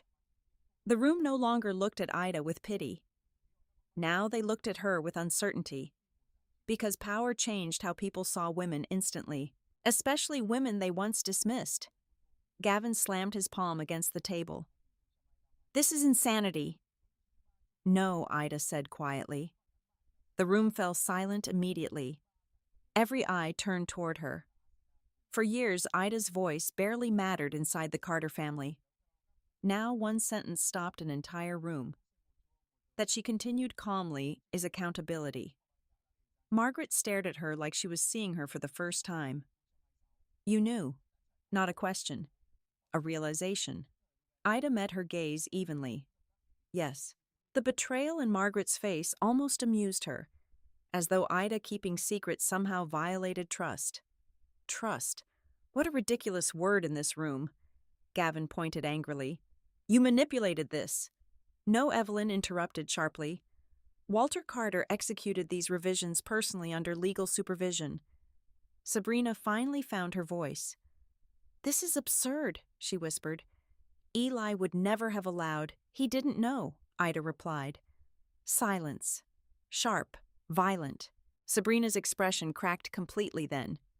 Because suddenly she understood something horrifying. All the plans she and Eli built together were incomplete. Walter had outmaneuvered all of them before dying. Ida watched panic spread slowly through the room like spilled ink.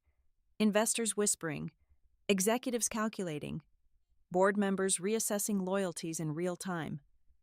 Power always shifted fast around money. Margaret recovered first, of course. Women like her survived through emotional control.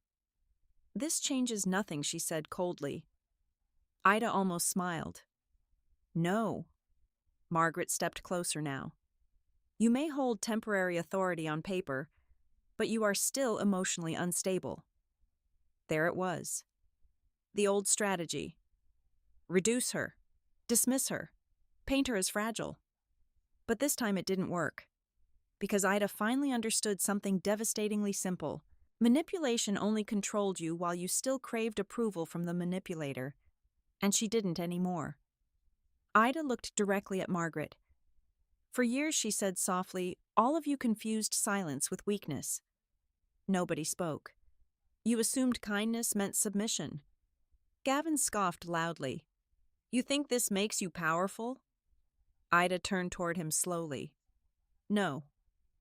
A pause. I think the truth makes all of you nervous. Daniel lowered his eyes slightly to hide what looked dangerously close to admiration. Several guests quietly began leaving now. Too much scandal. Too much exposure. The perfect Carter family image was cracking publicly in real time, and everyone could feel it. Margaret suddenly leaned closer to Ida, lowering her voice. You have no idea what you're doing. Ida held her gaze steadily. You're right, she whispered. Because unlike this family, I never spent my life practicing cruelty. That sentence landed hard. Margaret actually stepped back slightly. Then Sabrina spoke quietly from across the room. What happens now? The question sounded smaller than before. Afraid. Good. Ida looked at her carefully, at the bracelet still hanging around her wrist, at the fear replacing arrogance, at the woman who thought she would inherit Ida's life. And finally, calmly, Ida answered, "Oh." A slow breath. Now we find out how much Eli was hiding from all of us. Across the room, Gavin's face lost color instantly. And in that exact moment, Ida knew. There was something even worse buried beneath the Carter empire, something dangerous enough to terrify them, and she intended to uncover every piece of it. The Carter funeral reception ended in chaos disguised as sophistication. People tried to leave gracefully, but panic had a smell, and Ida could smell it everywhere. Board members whispered near the exits, while reporters outside began receiving leaked information in real time. Wealthy donors suddenly remembered urgent appointments. Investors avoided eye contact completely. The Carter empire had cracked publicly, and everyone knew it. Margaret Carter stood near the center of the room, clutching a champagne glass hard enough to whiten her knuckles. She still looked elegant, but no longer untouchable. That difference mattered. Gavin stormed toward Ida the second the last outsiders began filtering from the reception hall. "You think this is funny?" he snapped. Ida looked at him calmly. "No, because you just destroyed this family." The irony nearly took her breath away. Destroyed. As if she had been the one cheating, manipulating, stealing, preparing to erase a spouse financially after death. Powerful people always blamed the person exposing the damage instead of the people causing it. Ida finally understood that now. Evelyn Brooks stepped smoothly between them before Gavin could continue. "I'd strongly advise you to lower your voice." Gavin laughed bitterly. "Oh, please. She got lucky." "No," Ida said quietly. Gavin froze. For years, she would have avoided confrontation with him completely. Now she held his gaze steadily. "I got lied to," she continued calmly. "There's a difference." Something dangerous flickered across Gavin's face then. Fear. Tiny, but real. Good.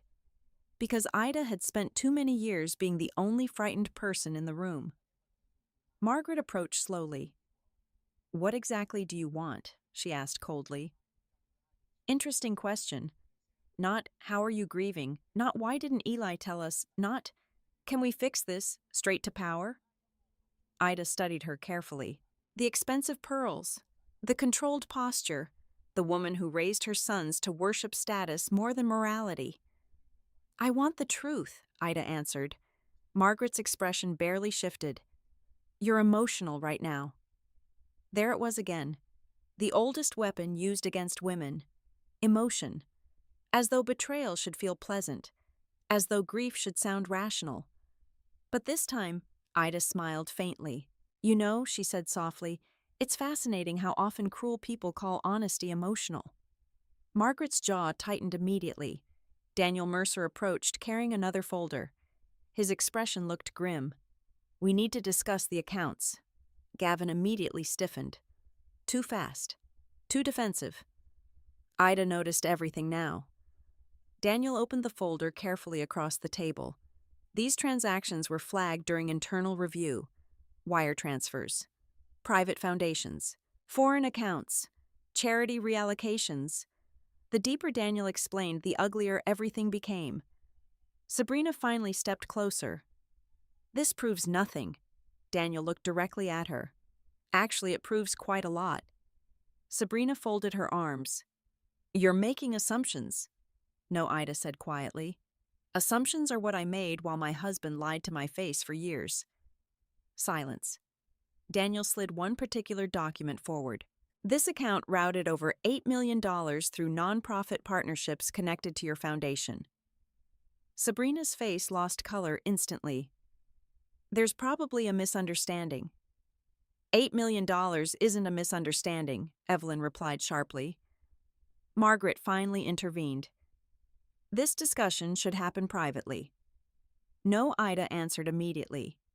Everyone looked at her. And suddenly she realized something terrifying: they were finally listening.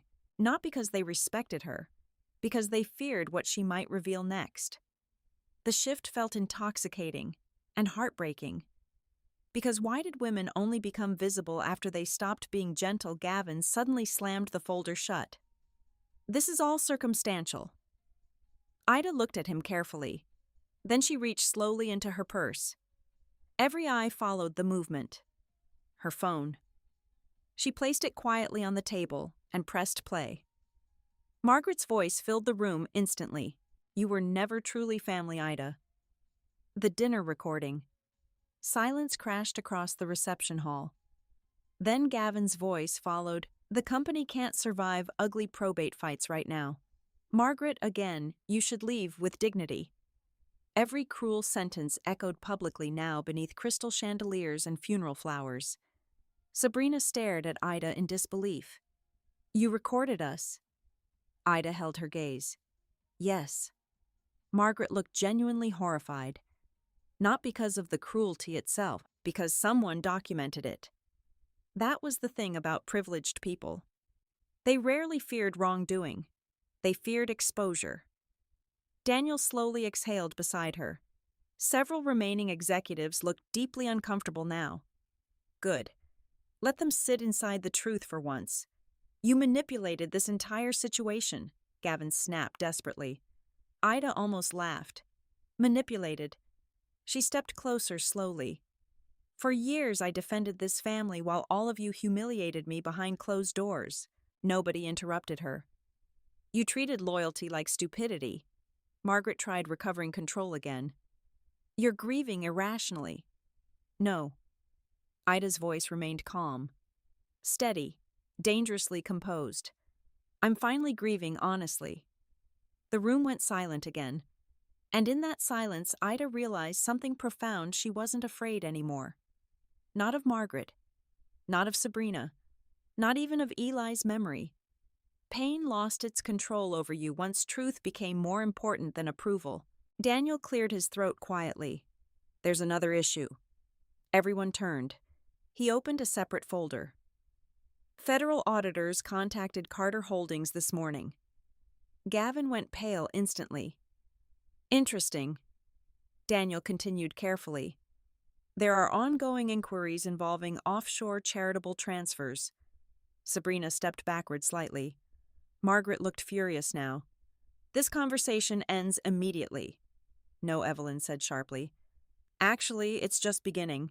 For the first time in her life, Ida watched powerful people lose control in real time. And it looked ugly.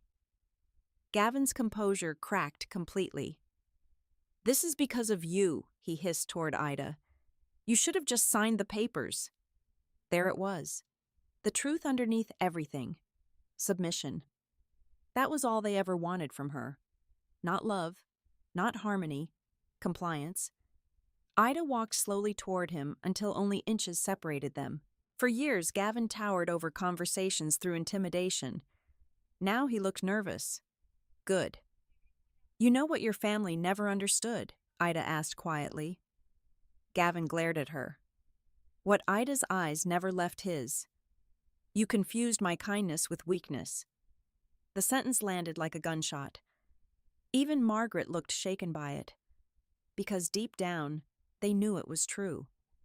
Ida had tolerated cruelty not because she lacked strength, but because she kept choosing peace over retaliation. Until now. A phone buzzed suddenly nearby.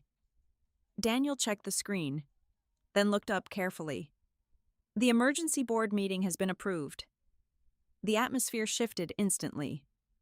Final, real, dangerous. Margaret's voice turned icy. You have no idea what kind of war you're starting. Ida looked around the shattered remains of the reception hall, at the funeral flowers, at the whispered panic, at Sabrina clutching her bracelet nervously, at Gavin sweating through anger, at Margaret losing control inch by inch. Then Ida answered softly, No. A pause. I think your family started this war years ago, and for the first time since marrying Eli Carter, Ida Nichols stopped feeling like the weakest person in the room. 3 days after Eli Carter's funeral, Ida Nichols walked into Carter Holdings headquarters wearing white. Not mourning black. White.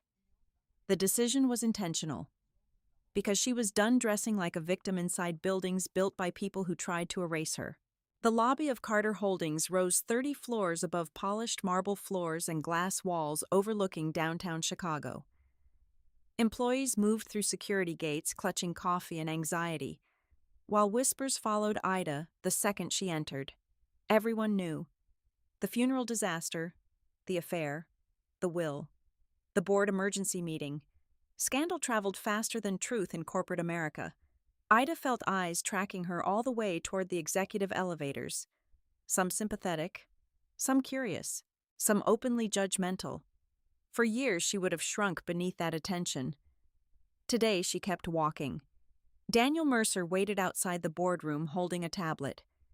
"You ready?" he asked quietly. Ida glanced toward the large frosted glass doors ahead. Behind them sat the people who spent years dismissing her as decoration. "No," she admitted honestly. Daniel looked surprised. Then Ida smiled faintly. "But I'm done being afraid." For a second, Daniel's expression softened in a way that felt almost personal. Respect, maybe admiration. Then the boardroom doors opened. Every conversation inside stopped instantly. Long black conference table, floor-to-ceiling windows, city skyline glowing behind sharp suits and expensive watches. Mostly men. Mostly older. Mostly uncomfortable.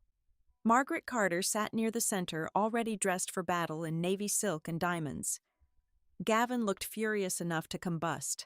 And Sabrina wasn't supposed to be there. Yet somehow she sat near the far end beside two foundation executives pretending she belonged in corporate governance discussions.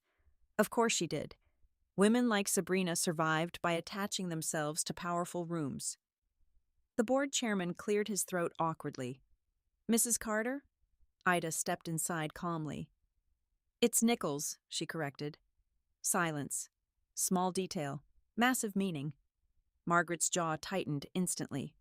"Good." Ida took her seat at the table without asking permission. Another first. For years she entered rooms apologetically. Now she entered like someone who finally understood she deserved space. The chairman adjusted papers nervously. As everyone knows, recent events surrounding Carter Holdings require immediate review. Translation: the empire is bleeding. Daniel activated the presentation screens. Financial charts illuminated across the walls. Transfers, shell entities, charitable reallocations, numbers big enough to destroy reputations. The atmosphere changed immediately. No more funeral theatrics. This was real now. Gavin leaned back aggressively. "You're overreacting to accounting inconsistencies." Daniel didn't blink.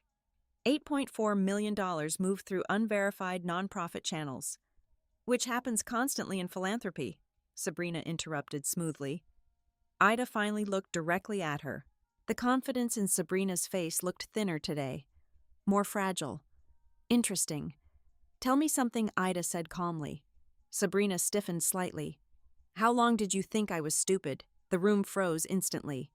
Margaret exhaled sharply. "This is inappropriate." "No," Ida replied without looking away from Sabrina. "What's inappropriate is pretending this woman was ever just a charity consultant." Sabrina's expression hardened. "You don't know what Eli told me." The sentence landed harder than expected. Pain flickered briefly through Ida's chest. Because despite everything, part of her still hated hearing another woman speak about her husband intimately. But then she remembered the bracelet, the lies, the dinner, the humiliation, and the pain cooled into steel. "You're right," Ida answered softly. "I don't know what Eli told you." A pause. "But I know what he hid from both of us." That unsettled Sabrina immediately. Good, because the truth was becoming impossible to control now. Daniel continued the financial review carefully. The deeper he explained, the worse the numbers became. Questionable donations, manipulated reporting, executive approvals signed during Eli's treatment period, and Gavin's authorization appeared repeatedly. Sweat formed visibly near Gavin's collar. Margaret finally intervened. This company cannot survive public scandal. Ida turned toward her slowly. That depends on whether the company values truth or image more. Margaret's eyes narrowed. You're enjoying this far too much. The accusation stunned Ida slightly. Enjoying this? As though exposing betrayal felt pleasurable, as though surviving humiliation somehow erased the humiliation itself. Ida leaned forward carefully. For 14 years, she said quietly, I protected this family at the expense of myself. Nobody interrupted. I defended Eli while he lied to me. Her voice remained steady. I cared for Walter while everyone else chased appearances. Now several board members lowered their eyes. Good. Let them feel uncomfortable. I sat at dinner tables where people mocked me openly while I smiled to keep peace. Silence. Then Ida finished softly, So no, Margaret, I'm not enjoying this. That sentence shifted something in the room, because for the first time Ida stopped sounding like an emotional wife. She sounded like a credible witness. Dangerous difference. Daniel cleared his throat carefully. There's another issue involving the Vale Foundation. Sabrina's face drained instantly. Daniel displayed additional records. Foreign transfers, unverified vendors, fake outreach programs. One board member cursed under his breath quietly. Margaret looked horrified now. Not morally horrified, socially horrified, because exposure threatened status. And status was the only thing people like Margaret truly worshipped. This could trigger federal investigation, Daniel said carefully. The room erupted immediately. Voices overlapping, accusations flying, fear spreading. Ida remained silent through all of it. Observing, learning. That was the funny thing about power. The quieter she became, the more people listened when she finally spoke. Gavin suddenly slammed both hands against the table. This is sabotage. Ida finally looked at him. No, she said softly. This is consequence. He pointed toward her furiously. You manipulated the board using grief and legal loopholes. Ida almost smiled. Interesting how men called women manipulative the second women stopped obeying them. You know what I think? She asked calmly. Nobody answered. I think this family got very comfortable underestimating me. The room fell silent again. Even Sabrina looked uneasy now. Ida slowly stood, and somehow standing inside that boardroom felt symbolic, like reclaiming pieces of herself one breath at a time. For years she continued, all of you treated me like I existed around Eli instead of beside him. Margaret looked away first. Not Ida. Margaret, important difference. But here's the problem with dismissing people, Ida said quietly. You stop noticing how much they see. Daniel's eyes stayed fixed on her now with unmistakable respect. And maybe something else. Something softer. Not romance. Not yet. But recognition. Ida noticed it. And surprisingly, it didn't scare her. Because unlike Eli's attention, Daniel's respect didn't feel transactional. Suddenly, Sabrina stood abruptly. This woman is unstable. The old strategy again. Emotional woman. Crazy wife. Bitter widow. Predictable. Ida walked slowly toward Sabrina until only a few feet separated them. Then she looked directly at the bracelet still hanging from Sabrina's wrist. You should keep it. Sabrina blinked. What? The bracelet? Confusion flickered across her face. Ida smiled faintly. It stopped meaning anything valuable the second I learned what it cost me.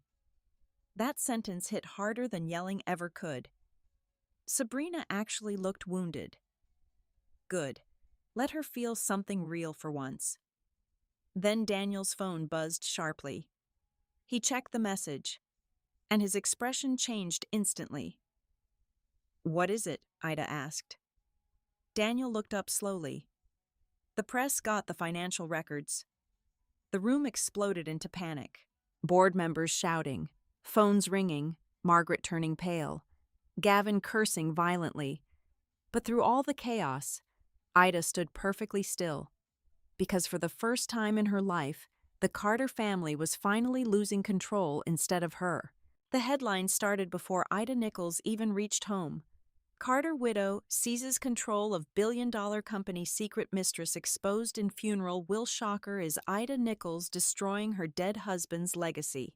By midnight, her face covered every business blog, gossip site, and social media feed in Chicago. The internet loved scandal, especially when the scandal involved a beautiful mistress, a dead billionaire, and a wife who refused to collapse quietly. Ida sat alone in the penthouse living room staring at her phone while rain streaked down the windows outside. Every notification felt like another brick hitting glass. Comments flooded endlessly beneath news articles. Gold digger, crazy widow, attention seeker, cold-hearted. Some defended her. Most didn't. Because society loved betrayed women only when they remained soft and broken. The second they fought back, people became uncomfortable. Her phone rang. Nina Nichols. Finally, Ida answered immediately. "Hey, you okay?" Nina asked softly. That question nearly broke her, because nobody else had asked. Not really. Ida closed her eyes briefly. "I don't know." Silence stretched between them. Then Nina sighed. "I'm coming over. You don't have to." "I know," Nina interrupted gently.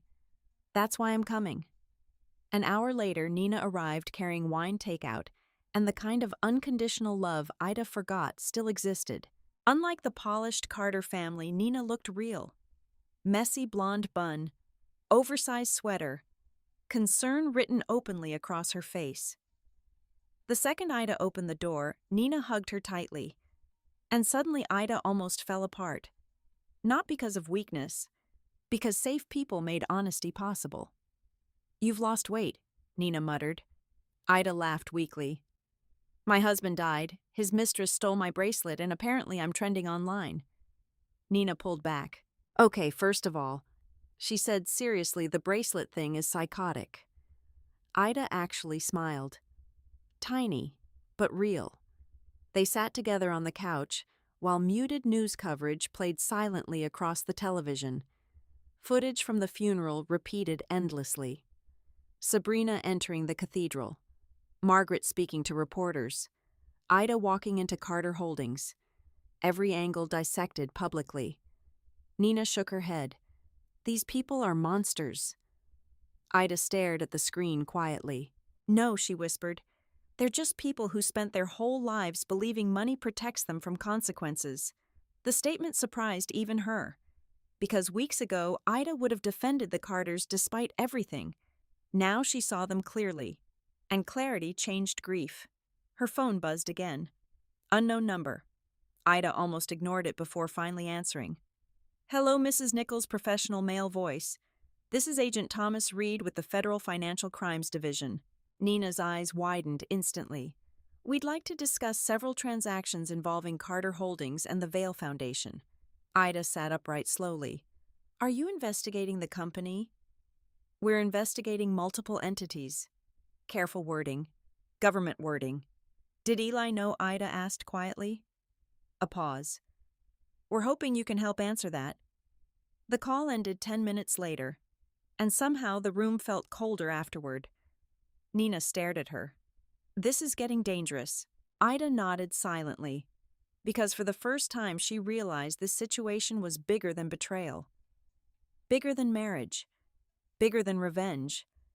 Real crimes existed beneath the Carter empire, and Eli had been buried before anyone uncovered them publicly. Her stomach twisted painfully at the thought. No matter how angry she became, part of her still struggled with the reality that Eli was gone forever. You could hate someone and still mourn them. That was the cruel complexity of love. The next morning, things got worse. Much worse. A video clip surfaced online. Sabrina Vale sitting tearfully during an interview. Perfect lighting, perfect makeup, perfect victim performance. "I never wanted to hurt anyone," Sabrina whispered emotionally. Eli and I loved each other deeply, but his marriage was already broken long before me. Ida turned off the television immediately. Nina cursed loudly from the kitchen. She's unbelievable. But the damage was already spreading. Public sympathy shifted toward Sabrina fast. Because Sabrina understood something dangerous, people forgave mistresses more easily when wives looked powerful. And now Ida looked powerful. That made her easier to villainize. By afternoon, paparazzi waited outside the penthouse. Questions shouted every time she moved near windows. Did Eli leave Sabrina more than you? Are you taking revenge against the Carter family? Did you know about the affair before his death? Every question reduced years of emotional devastation into entertainment. Ida stopped sleeping properly, stopped eating much, stopped recognizing herself in mirrors. The pressure became suffocating. Around sunset, Evelyn Brooks arrived carrying legal files and exhaustion. "You look terrible," Evelyn said honestly. "Thank you. I'm serious." Ida laughed softly despite herself. Evelyn sat beside her. "They're trying to emotionally destabilize you." "Well, it's working." "No," Evelyn corrected calmly. "It's exhausting you." "Different thing." Ida stared down at her untouched tea. "I don't know how to fight people like this." Evelyn's expression softened slightly. "Yes, you do." Ida looked up. "You just haven't realized it yet." Silence lingered. Then Evelyn leaned forward carefully. "People like Margaret and Sabrina survive through image management." Ida listened quietly. "They manipulate emotions publicly because they assume you'll respond emotionally too. And you don't." Ida frowned slightly. "What does that mean?" "It means facts become your weapon." That sentence stayed with Ida long after Evelyn left. Facts become your weapon. Not screaming, not revenge speeches, not emotional breakdowns. Truth. Hours later, Ida sat alone in Eli's office again, staring at the dinner recording saved on her phone. Margaret's voice echoed through the speakers. "You were never truly family." Gavin's threats followed. Sabrina's silence, the humiliation, the manipulation. For years, Ida heard those moments privately and blamed herself. Now she understood something important. Abuse became powerful through secrecy. Slowly, Ida uploaded one short clip online. Nothing dramatic, nothing edited, just Margaret's cold voice saying, "You should leave with dignity." And then, "You were never truly family." That was all. No commentary, no explanation, no revenge caption, just truth. The internet exploded within an hour. People recognized cruelty instantly when it appeared unfiltered. Comments shifted rapidly. "Wait, they treated her like that Margaret Carter is evil. Ida was never the villain." Poor woman lost everything and still stayed composed. Public sympathy began turning. Not completely, but enough. And then something unexpected happened. A former employee from Sabrina's foundation posted anonymously online. "If investigators start checking the Vale Foundation accounts, they'll find much worse than an affair." Ida stared at the message for a long time, because suddenly the scandal wasn't fading. It was growing. Her phone rang again. "Agent Reed, we need to meet tomorrow morning," he said immediately. Ida's pulse quickened. "Why?" A pause. Then, "We found evidence suggesting Eli Carter may not have been acting alone." After the call ended, Ida sat silently in the dark office. Rain tapped softly against the windows again. Chicago glittered below her like a city built entirely from secrets. And for the first time since Eli's death, Ida realized this story might end with handcuffs instead of headlines. Federal agents arrived at Carter Holdings before sunrise.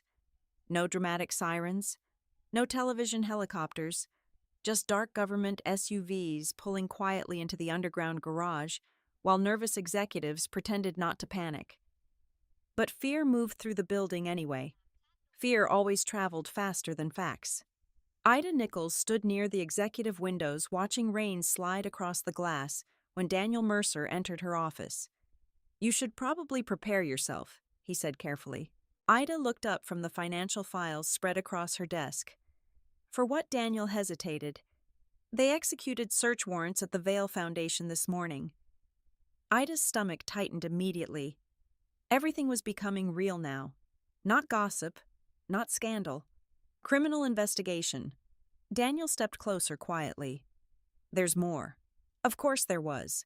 There are indications Gavin authorized several offshore transfers personally. Ida closed her eyes briefly. She should have felt victorious. Instead, she just felt tired. Because watching an empire collapse was less satisfying than people imagined, especially when pieces of your own life were buried beneath the ruins. An hour later, the first news alerts exploded online. FBI investigates. Carter Holdings Financial Network, Vale Foundation under federal review. Carter family scandal deepens. The stock dropped 11% before lunch. Margaret Carter reportedly locked herself inside the family estate, refusing calls from reporters. And Sabrina Vale. Sabrina disappeared completely. No interviews, no statements, no polished tears for television cameras. Interesting. Predators usually vanished once exposure replaced control. Ida spent most of the morning with attorneys and investigators reviewing records. Every hour uncovered uglier truths.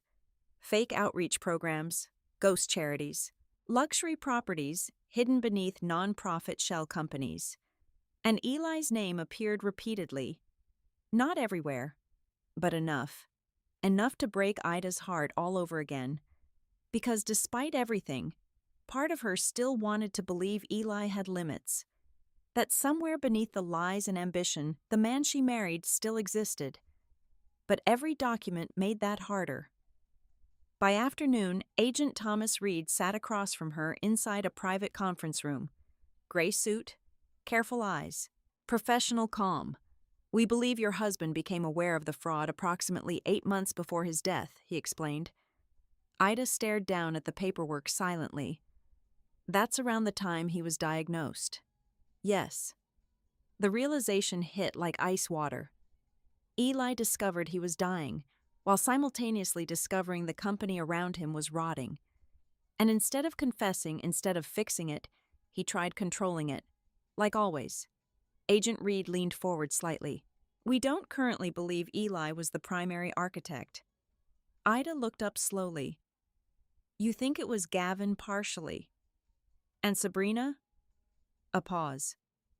"We believe Ms. Vale acted as intermediary between several entities, meaning she helped move money, hide transactions, protect people." Ida suddenly remembered every glamorous fundraiser Sabrina hosted. All those speeches about empowerment and children's hospitals and social change. Every smile now looked poisonous in hindsight. Agent Reed studied Ida carefully.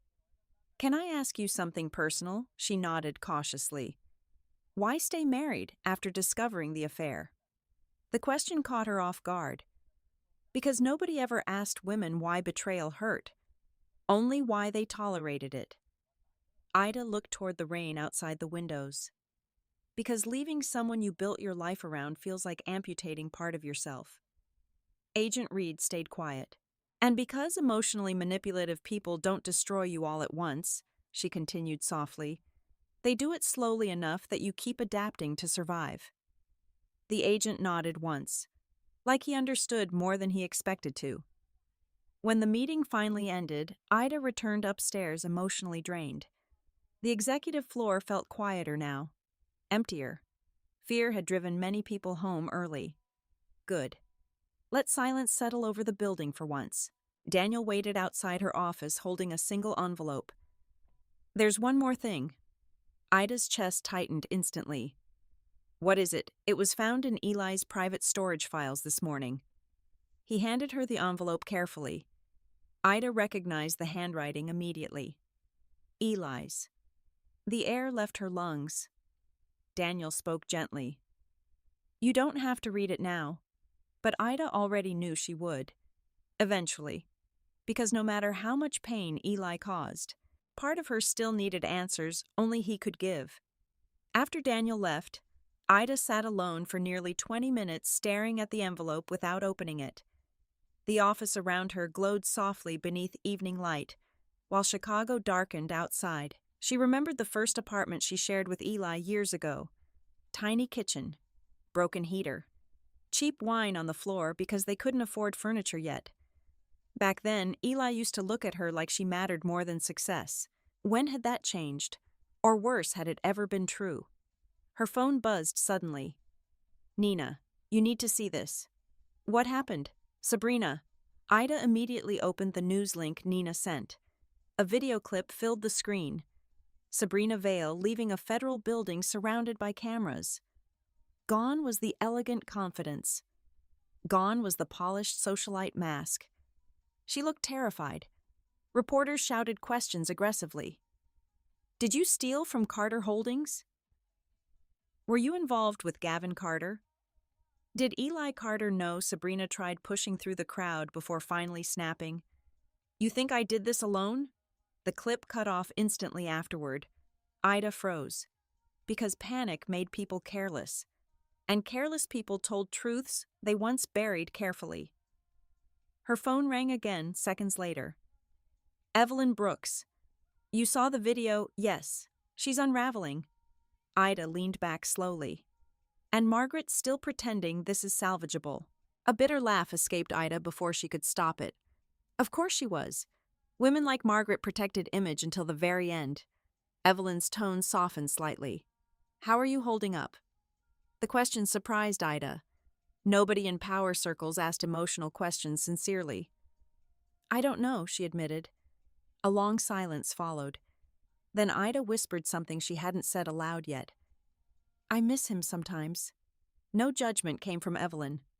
Only understanding. That doesn't make you weak. Tears suddenly burned behind Ida's eyes. Because grief wasn't logical. You could miss someone who destroyed you.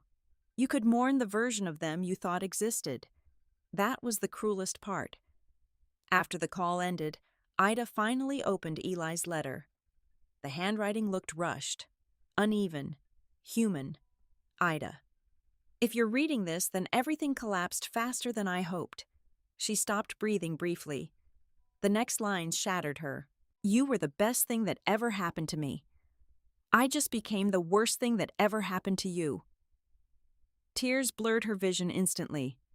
God. She hated that those words still affected her.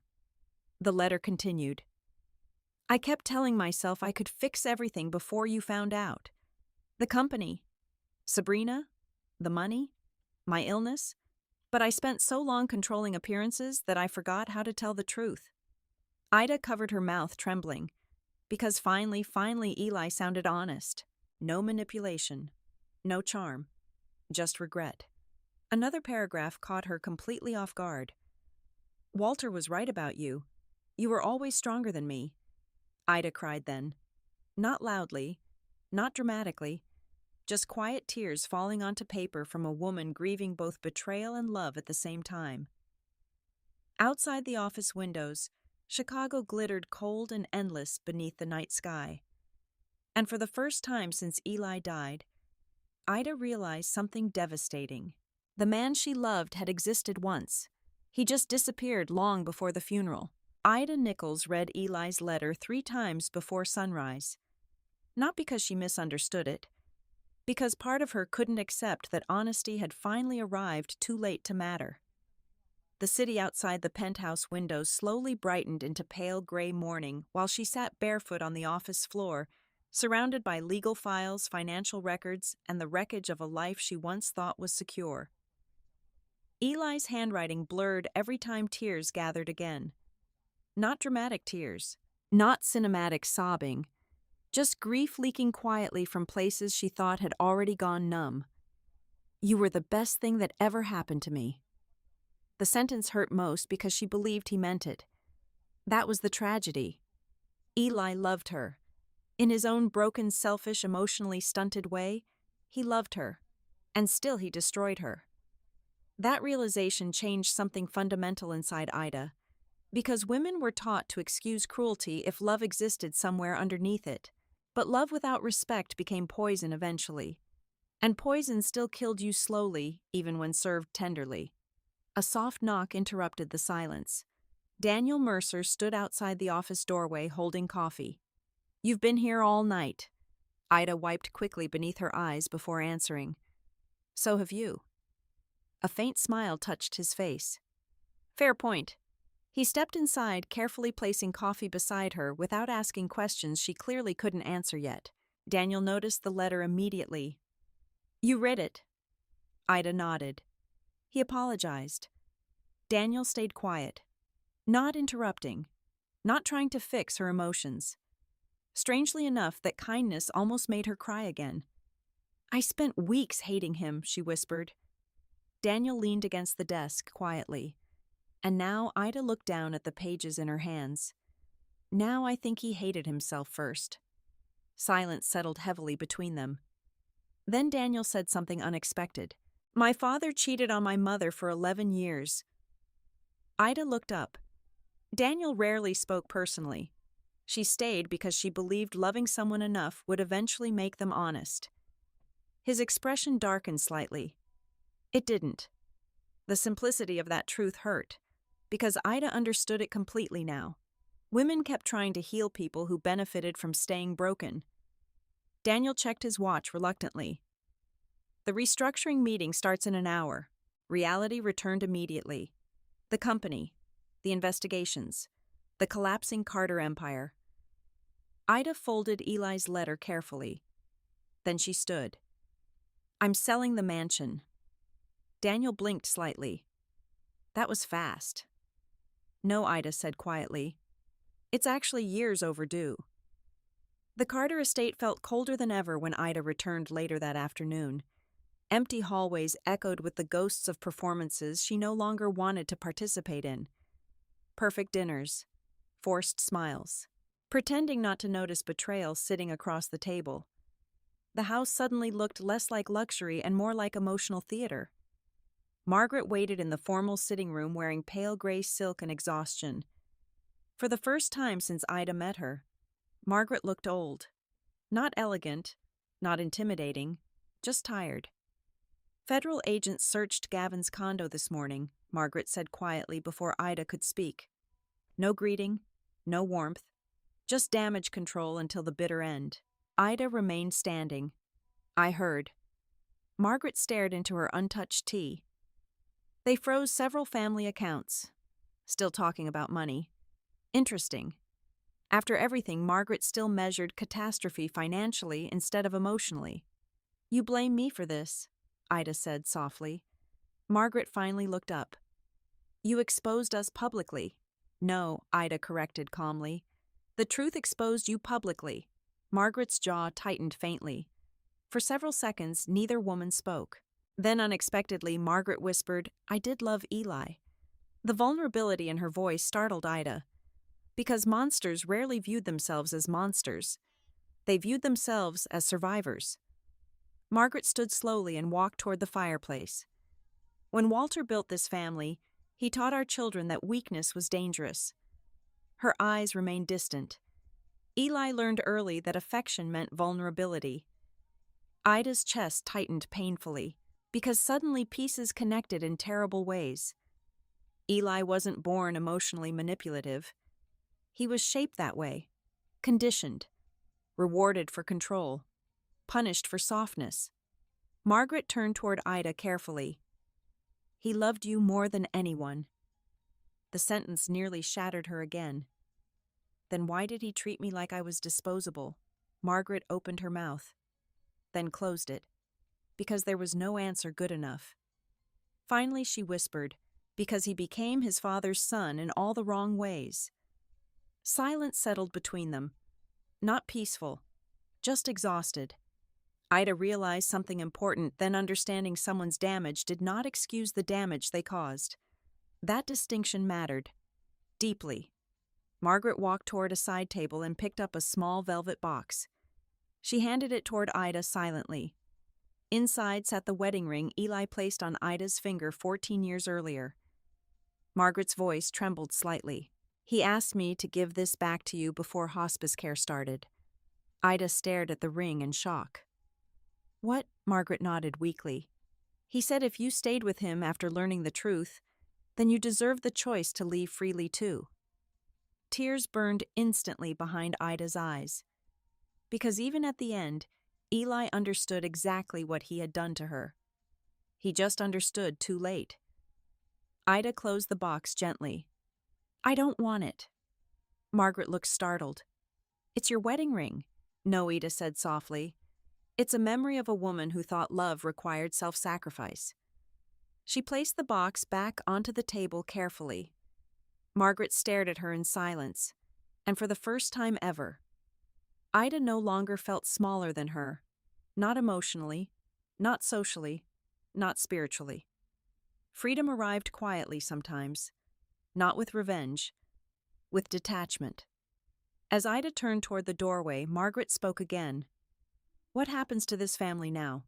The question sounded almost frightened. Ida paused briefly, then answered honestly. "I think your family finally becomes accountable." Outside the mansion, cold winds swept across the massive estate grounds while workers removed press barriers near the gates. The empire still stood physically, but emotionally, morally, it had already collapsed. Ida walked upstairs one final time toward the master bedroom she once shared with Eli. The room looked untouched. His watches still sat neatly arranged beside the dresser. His jacket still hung in the closet. Fragments of a man frozen in time.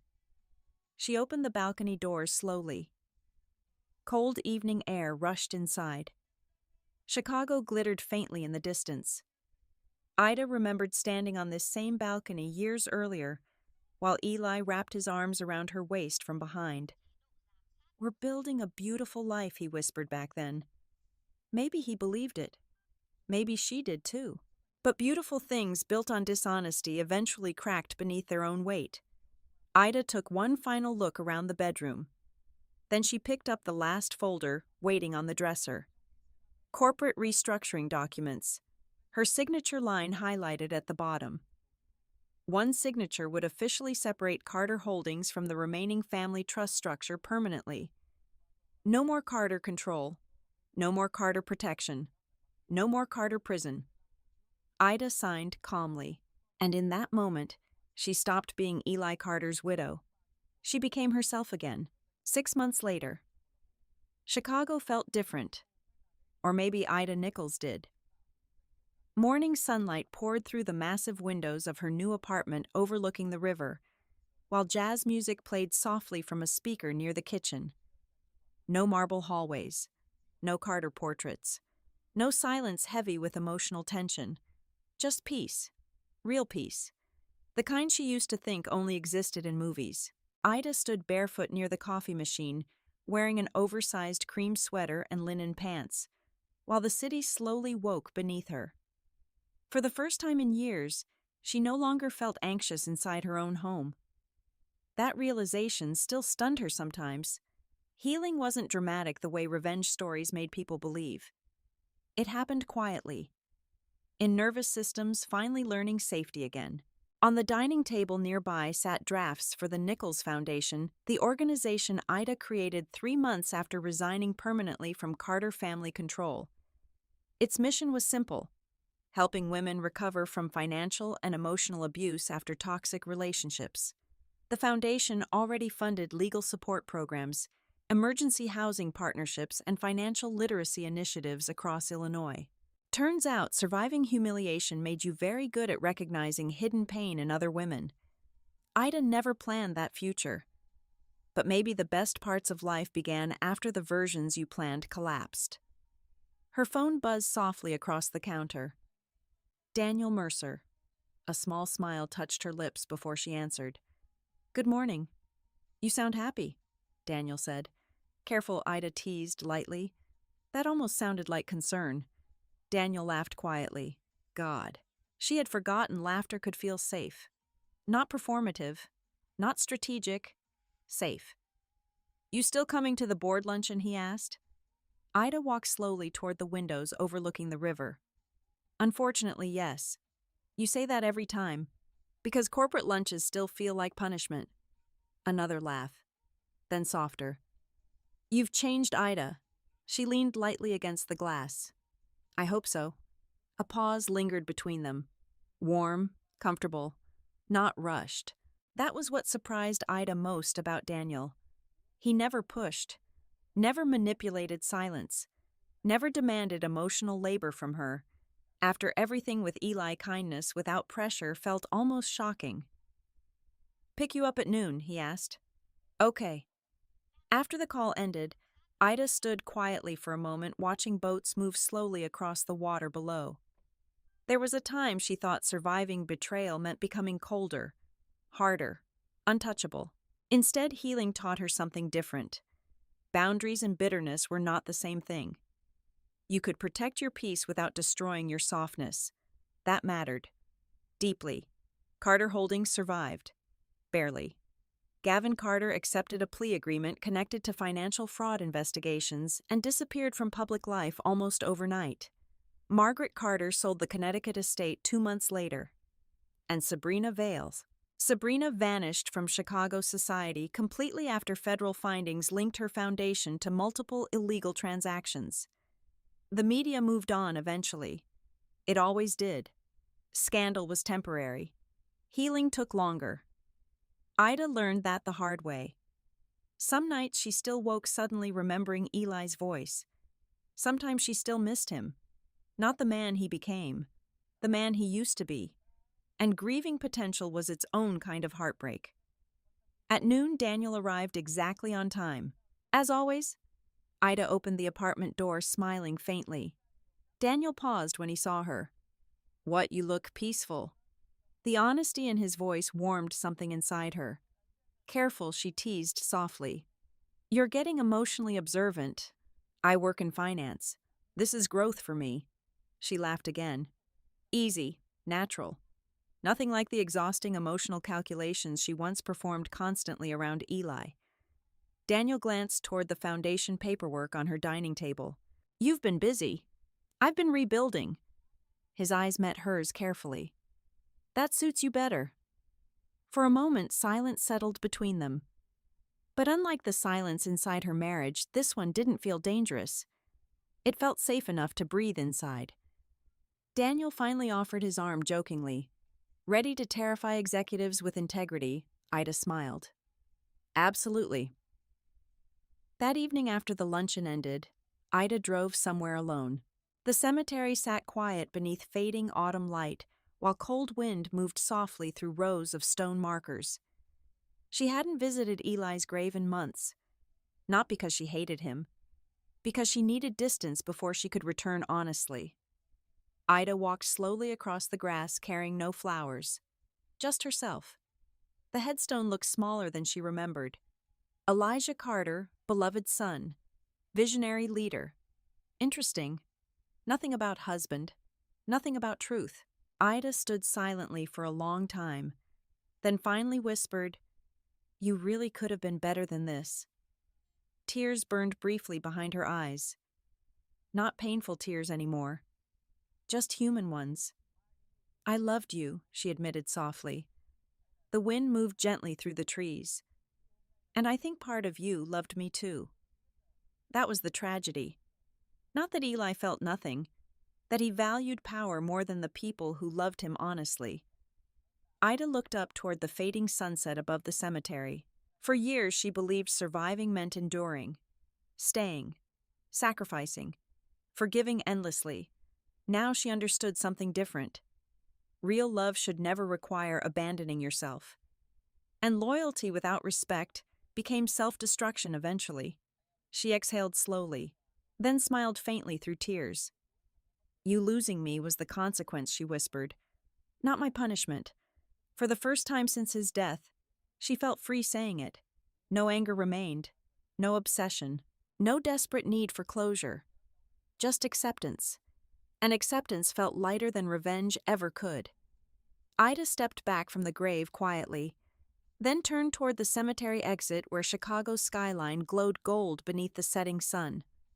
Her phone buzzed softly. Daniel. She smiled before answering. "Hey, you okay?" Ida looked back one final time toward Eli's grave, then forward again, toward the city, toward her life, toward herself.